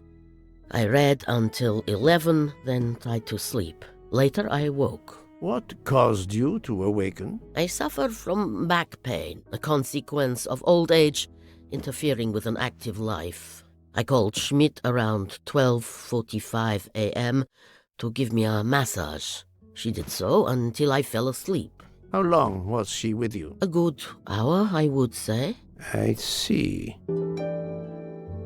The first initial of your first name, Natalia, in the Cyrillic alphabet looks exactly like the letter H in the Latin alphabet. I'm Russian, Monsieur Poirot, and I was the head of a museum of antiquities in St. Petersburg for decades, until I moved to Berlin recently. I'm familiar with Cyrillic. This handkerchief is yours, isn't it? Yes, indeed. I lost it. It was found in Monsieur Ratchet's room. Can you explain to me why Madame Schmidt didn't identify the handkerchief? She must have known it was yours. Possibly to protect me. She is very loyal. Your next question will be, how did my handkerchief come to be lying by a murdered man's body? My reply to that is that I have no idea. That is not an answer, madame. It is all I am able to give you. I must tell you, Princess Dragomirov, I have discovered something astonishing. And that is? You are Sonia Armstrong's godmother. You make that sound like a revelation. I have never hidden the fact, monsieur. You knew Colonel Armstrong well, then? I knew him slightly. But his wife, Sonia Armstrong, was my goddaughter. I was on terms of friendship with her mother, the actress Linda Arden. Linda Arden was a genius, one of the greatest tragic actresses in the world. I was not only an admirer of her art, I was a personal friend. Very well. But this links you to the Armstrong kidnapping case. Helena Andreni is the sister of Sonia Armstrong, the late mother of Daisy Armstrong, kidnapped and killed by the man who was murdered on this train, Ratchet. Indeed. Was it he? Then justice has at last been served. Allow me to summarize. Do I have a choice? First coincidence, I shall call it. You are close to the Armstrong family, and the presumed assassin of Daisy Armstrong was killed while you were on board the same train. Second coincidence. Your handkerchief happens to be found at the foot of the victim's bed. Third coincidence. One of the stab wounds inflicted on the body was by a left-handed person. You are left-handed. That is a lot of coincidences, Princess Dragomirov. Well, Monsieur Poirot, call it fate. If you report to the police your coincidences, they will laugh. A woman of my age and frailty has violently murdered a man? With how many potential witnesses who saw me doddering along the corridor in the middle of the night like Lady Macbeth? You are right, Princess. You could not work alone, which means you have one or more accomplices. And it is only a matter of time before I find out who they are. I would appreciate it if you would remove yourself from my room and take your fantasies with you.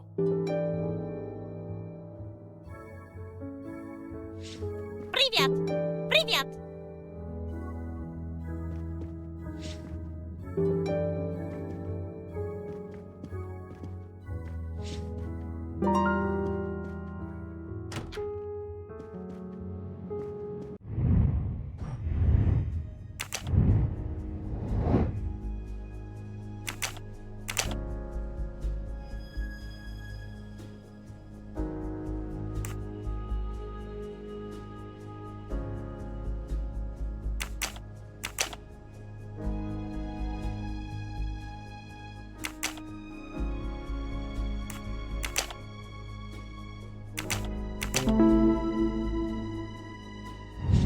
My little gray cells did not let me down.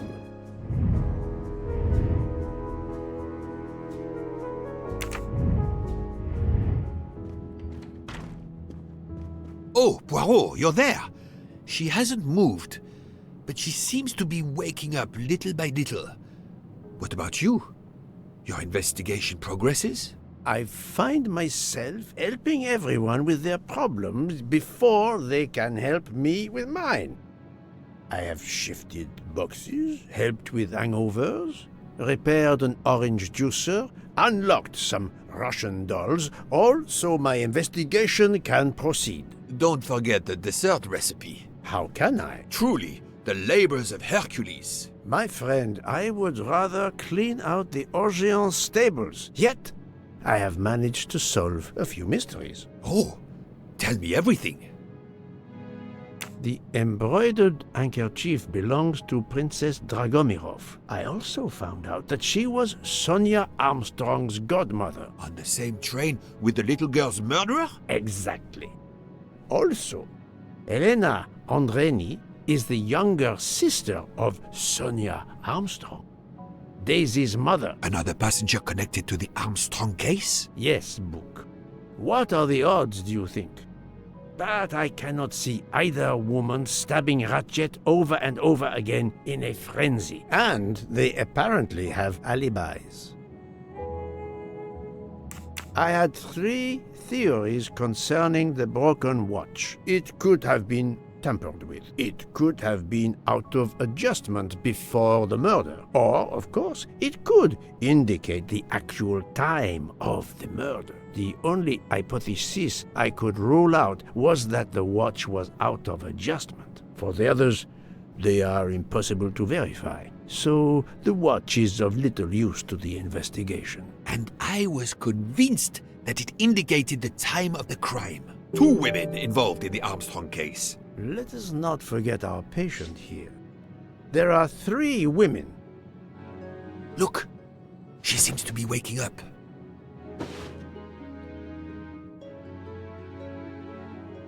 What's happening to me?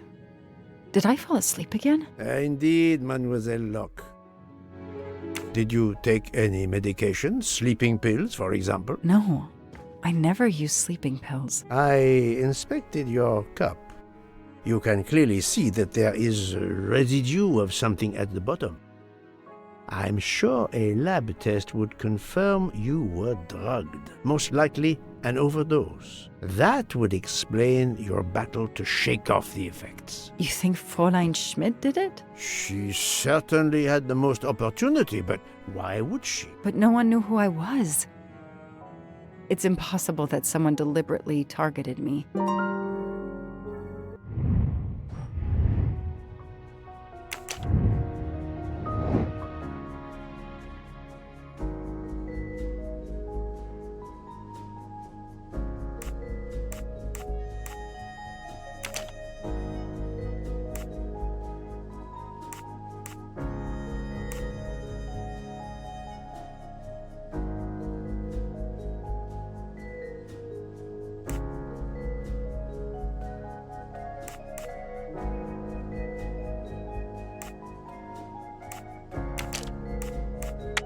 No, not good.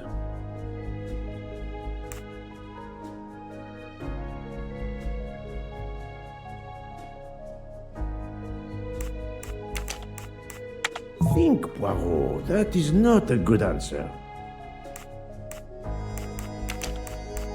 I must admit I'm not right this time.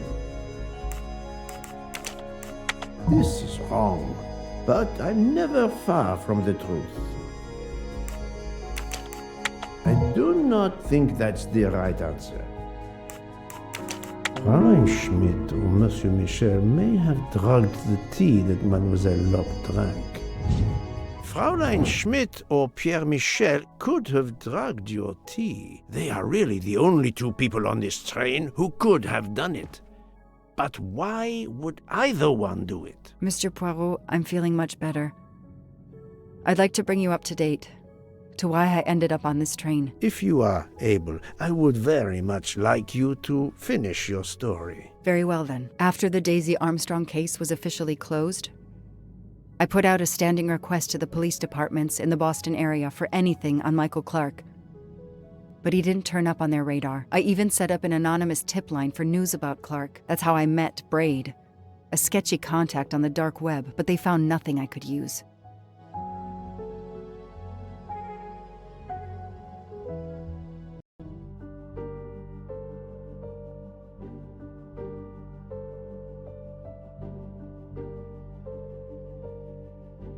Four long years passed without anything new.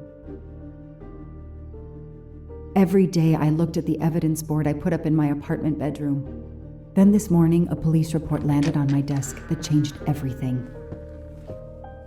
I paid a visit to the police property room and took home a box full of clues. There was his name. Michael Clark.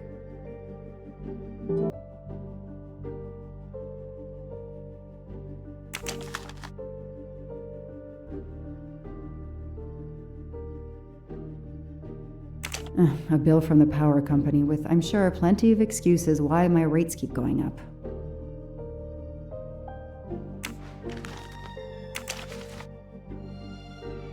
Travel. For the discriminating traveler. Also for the overworked detective who never seems to have time for a vacation. Well, I can dream, can't I?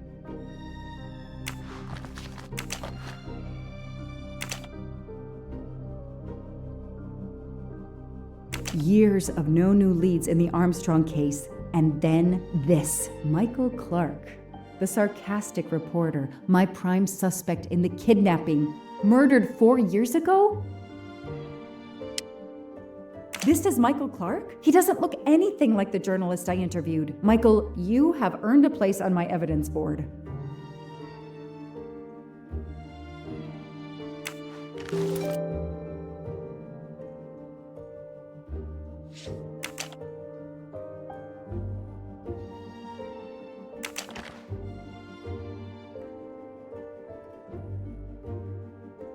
Suzanne's hair, so conveniently left in the cabin for us to find. It was planted. I knew she was innocent.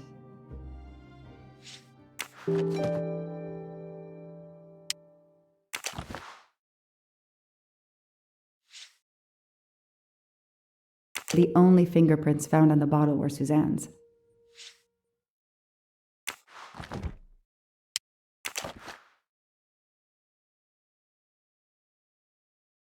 So clever. All that evidence, and yet no DNA found.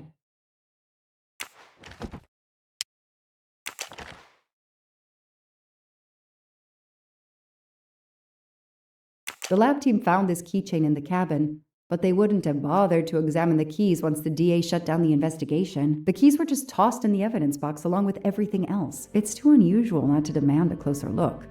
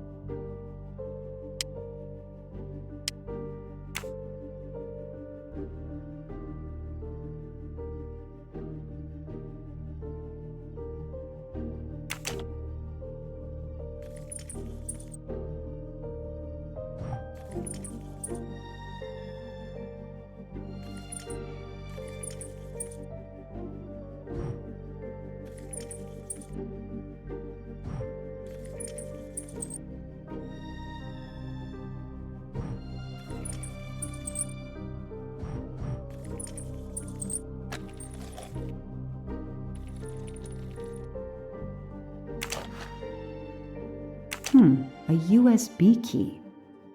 Let's plug it into my PC and see what nasty little secret it contains.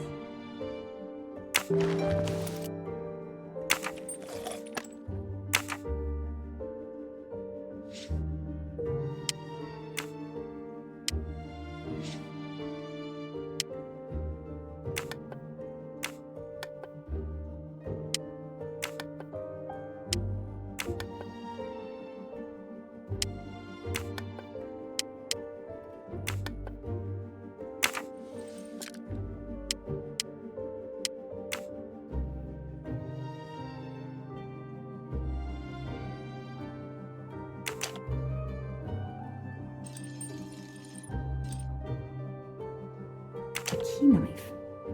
They sell them on the internet for self-protection.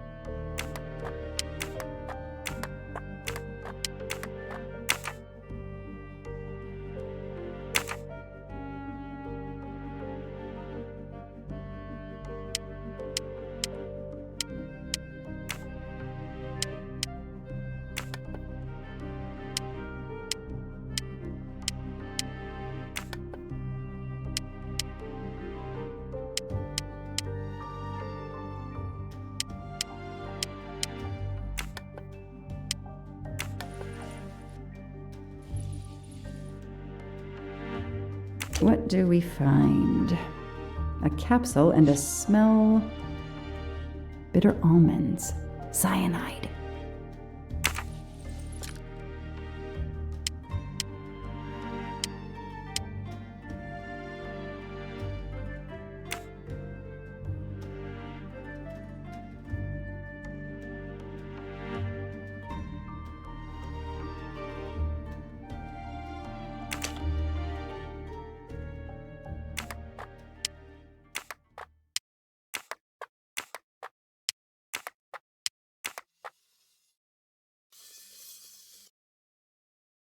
What do they call this? Brass knuckles? Knuckle dusters? Illegal in Massachusetts. Possession alone can lead to serious jail time.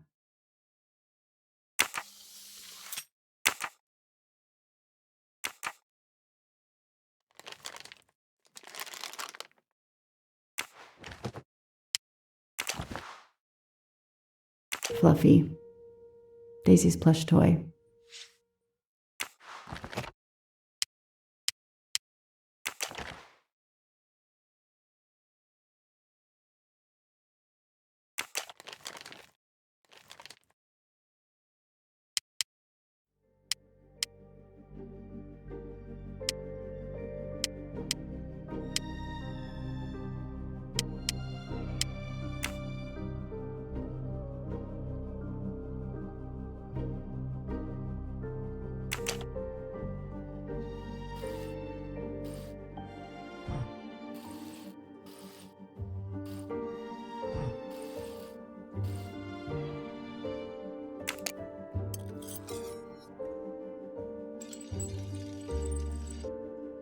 What do we have here?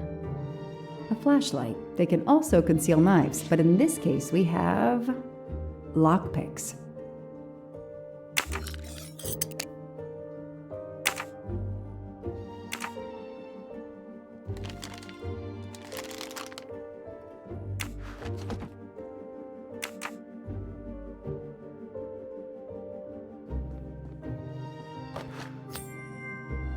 Not really my style, but I'll take it.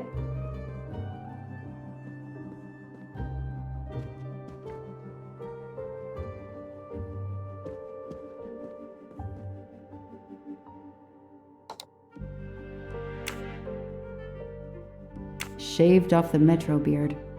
But I'd recognize that smug bastard anywhere. The man I interviewed 4 years ago posing as Michael Clark. This goes on the board.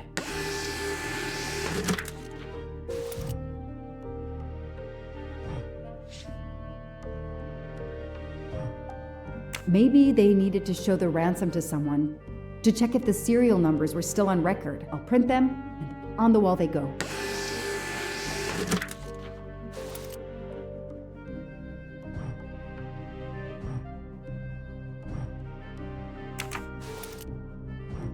Absolutely nothing on this Cassetti. His driver's license is almost surely a fake.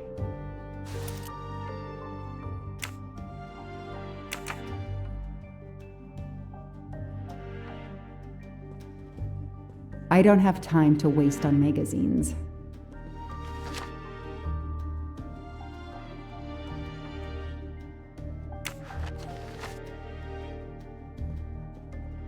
I know I have to stop printing. It's bad for the planet.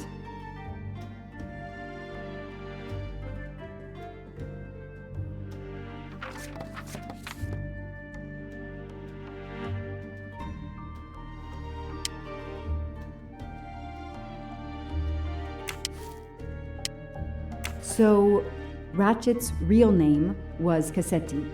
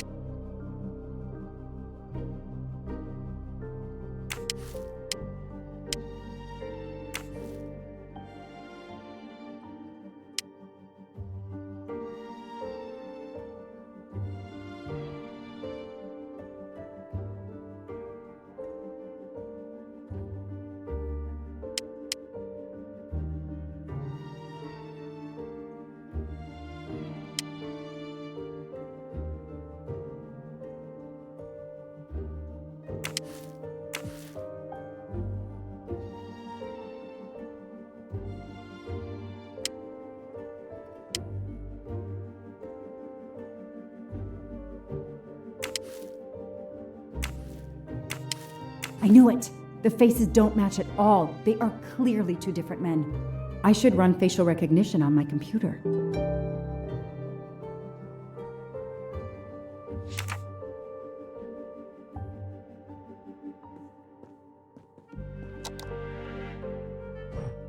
Okay, the real Michael Clark has been dead for years. Let's see if the photo of the fake Michael Clark matches someone in the database of known criminals. I've tried this several times in the past few years, but came up empty.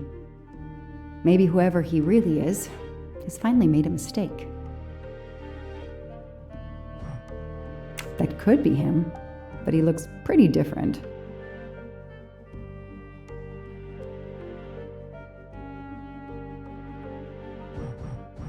Yes, he seems different at first glance, but still it's the same person.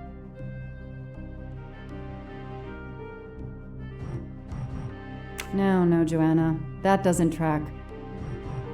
Nice. Okay.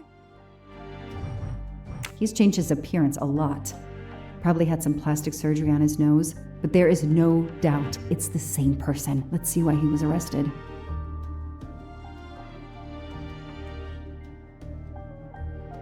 Mr. Ratchet, you didn't just steal statuettes. What recent information does the database have on you?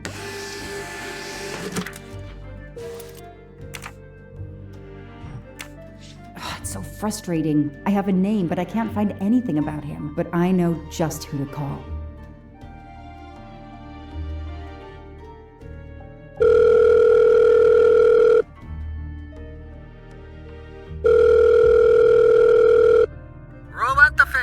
We are monitoring this call. Hello, Braid. Long time. Oh, Joanna, How may I assist you? I need you to search the dark web. Yeah, can you narrow that down a little? 'Cause it's pretty big and pretty dark out here. Could you find intel about a Samuel Ratchet? Samuel Ratchet. Got it. Bad dude? They don't come worse. Send me what you find by email. Alright, hang on. Okay. Yeah, okay. Nope. And... okay. Oh, this might be something. I gotta do a deeper dive, but you should find this interesting. Could be coincidence if I believed in them. Emailing details. Domo arigato, Mr. Roboto. We're here to save mankind. Oh, it's a cookbook.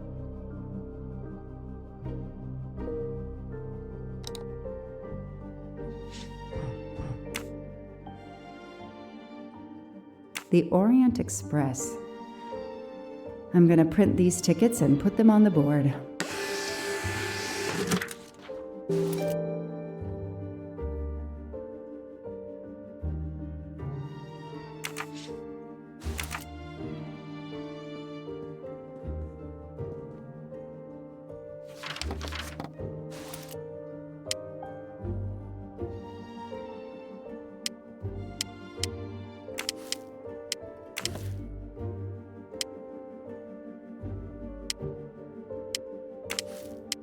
Goodbye, Michael Clark. Hello, Samuel Ratchet, the man who stole your identity and your life.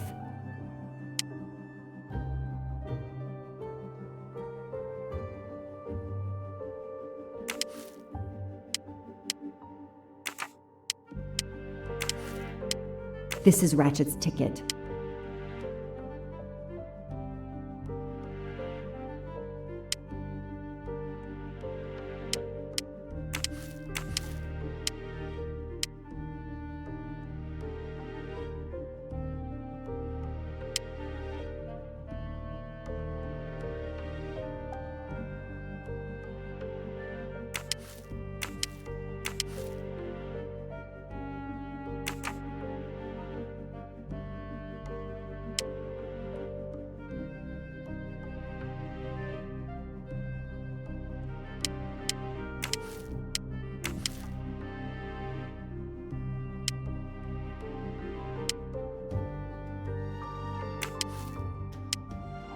The person traveling with Ratchet has the same last name as my district attorney during the Armstrong case?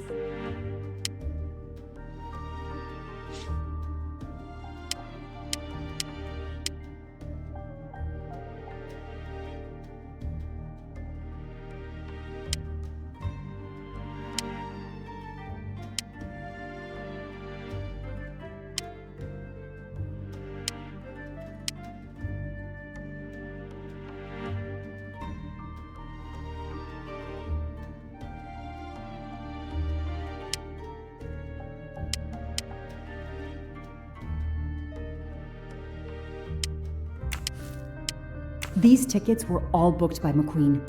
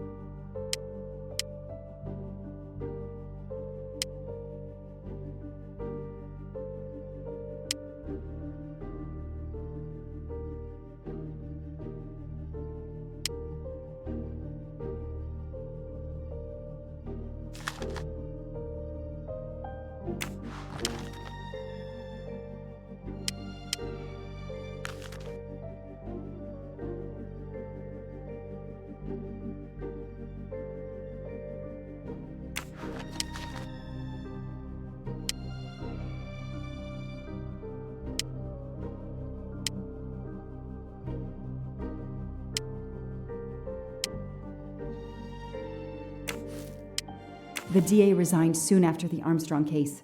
It haunted him just as it has haunted me.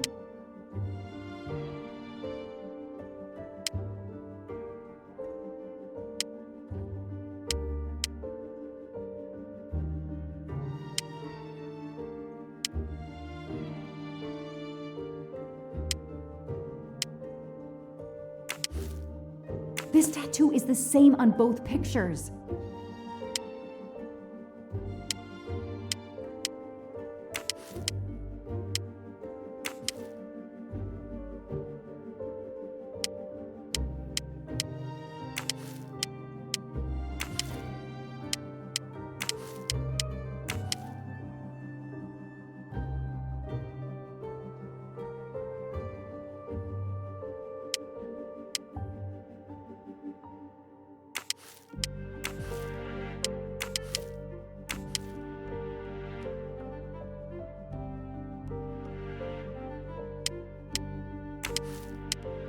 As Ratchet is alive, the dead man can only be Noah.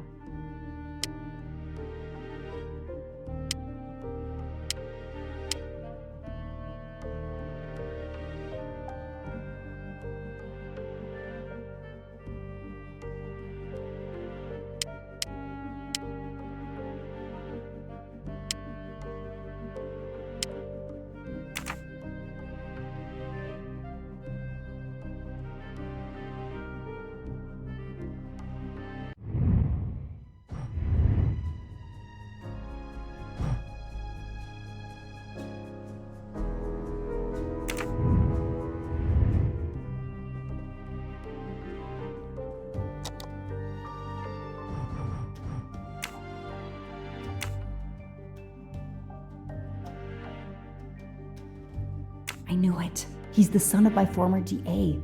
He goes on the evidence board.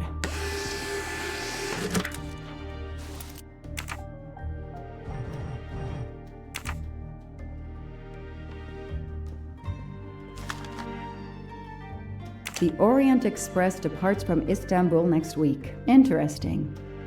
I'll put it on the board.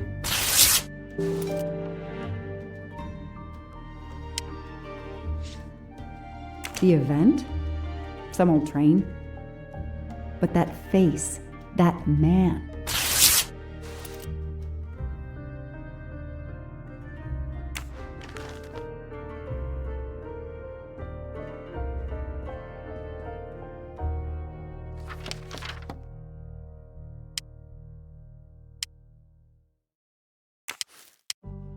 Hector McQueen will be on the Orient Express next week.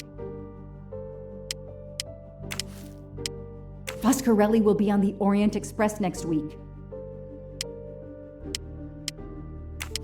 Next week, a certain Edward Masterman will be on the Orient Express.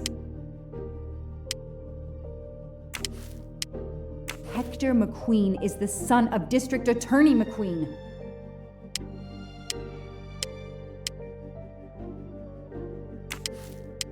Here's what Hector McQueen looks like.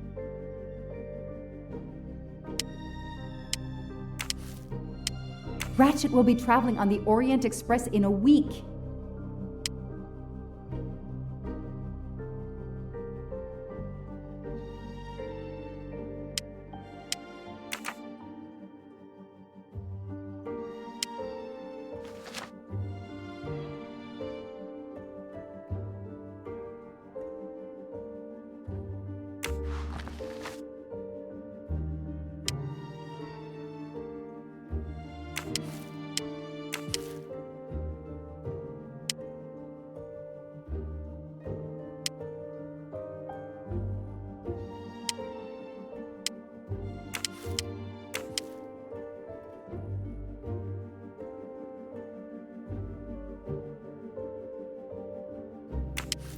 I know that face. That's John Armstrong's driver. Damn! Ratchet is taking the Orient Express next week. McQueen, the district attorney's son, is too. Foscarelli, the Armstrong chauffeur, is too. It can't be a coincidence. McQueen and Foscarelli must have decided to take revenge and will undoubtedly attack Ratchet on this train. I have to be on the Orient Express to stop them. And above all, I must stop Ratchet. But I can't do it in Istanbul because there's no extradition treaty with the United States. Ratchet can never be judged in the US without an extradition treaty. I'll have to wait until he's in Paris to have him arrested.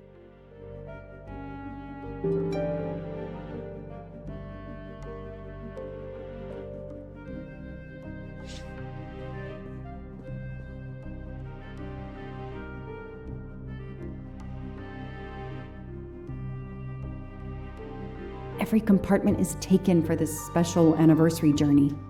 Oh, it's impossible to find a ticket. What can I do? Let's find out who's traveling on the Orient Express. Time to call Braid.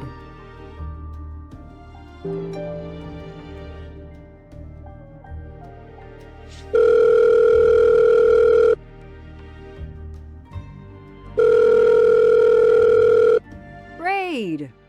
It's me again. I haven't found anything useful yet. I need one last favor.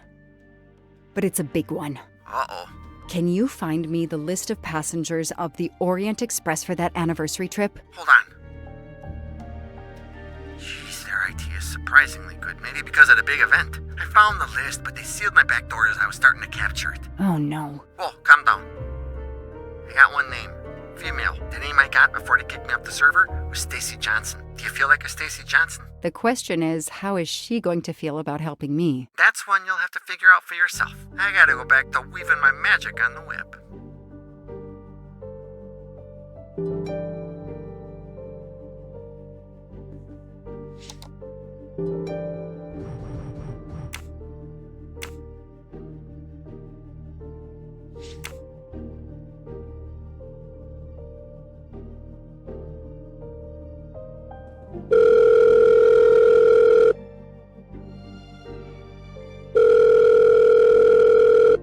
Hello, is this Stacy Johnson? Who's asking? My name is Joanna Locke. I'm a police detective. And I'm just an actress. Now what did I do wrong? Nothing. I need your help. I need to take your place in the Orient Express. Is this a joke? No way. Do you remember the Armstrong kidnapping? Of course I do.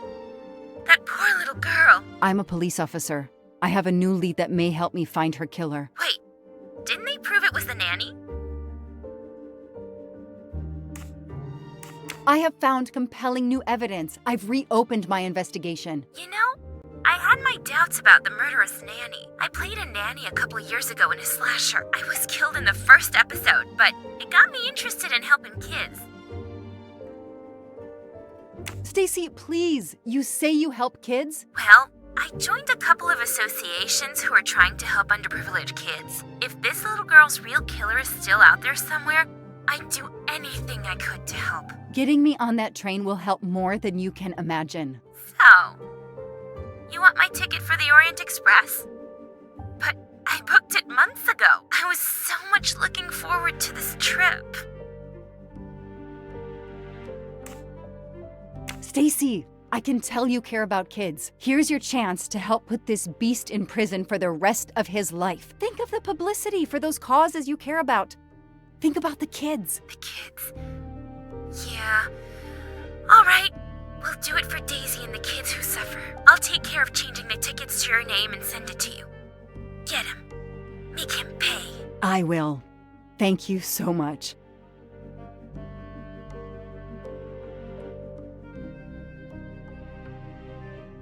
Stacy was as good as her word. I received the ticket. I called my chief to let him know I was taking my vacation time. I had coming. I flew to Istanbul. I was finally going to nail the monster responsible for Daisy Armstrong's death, Michael Clark's death, even his accomplice, and, I suspected, so many others as well.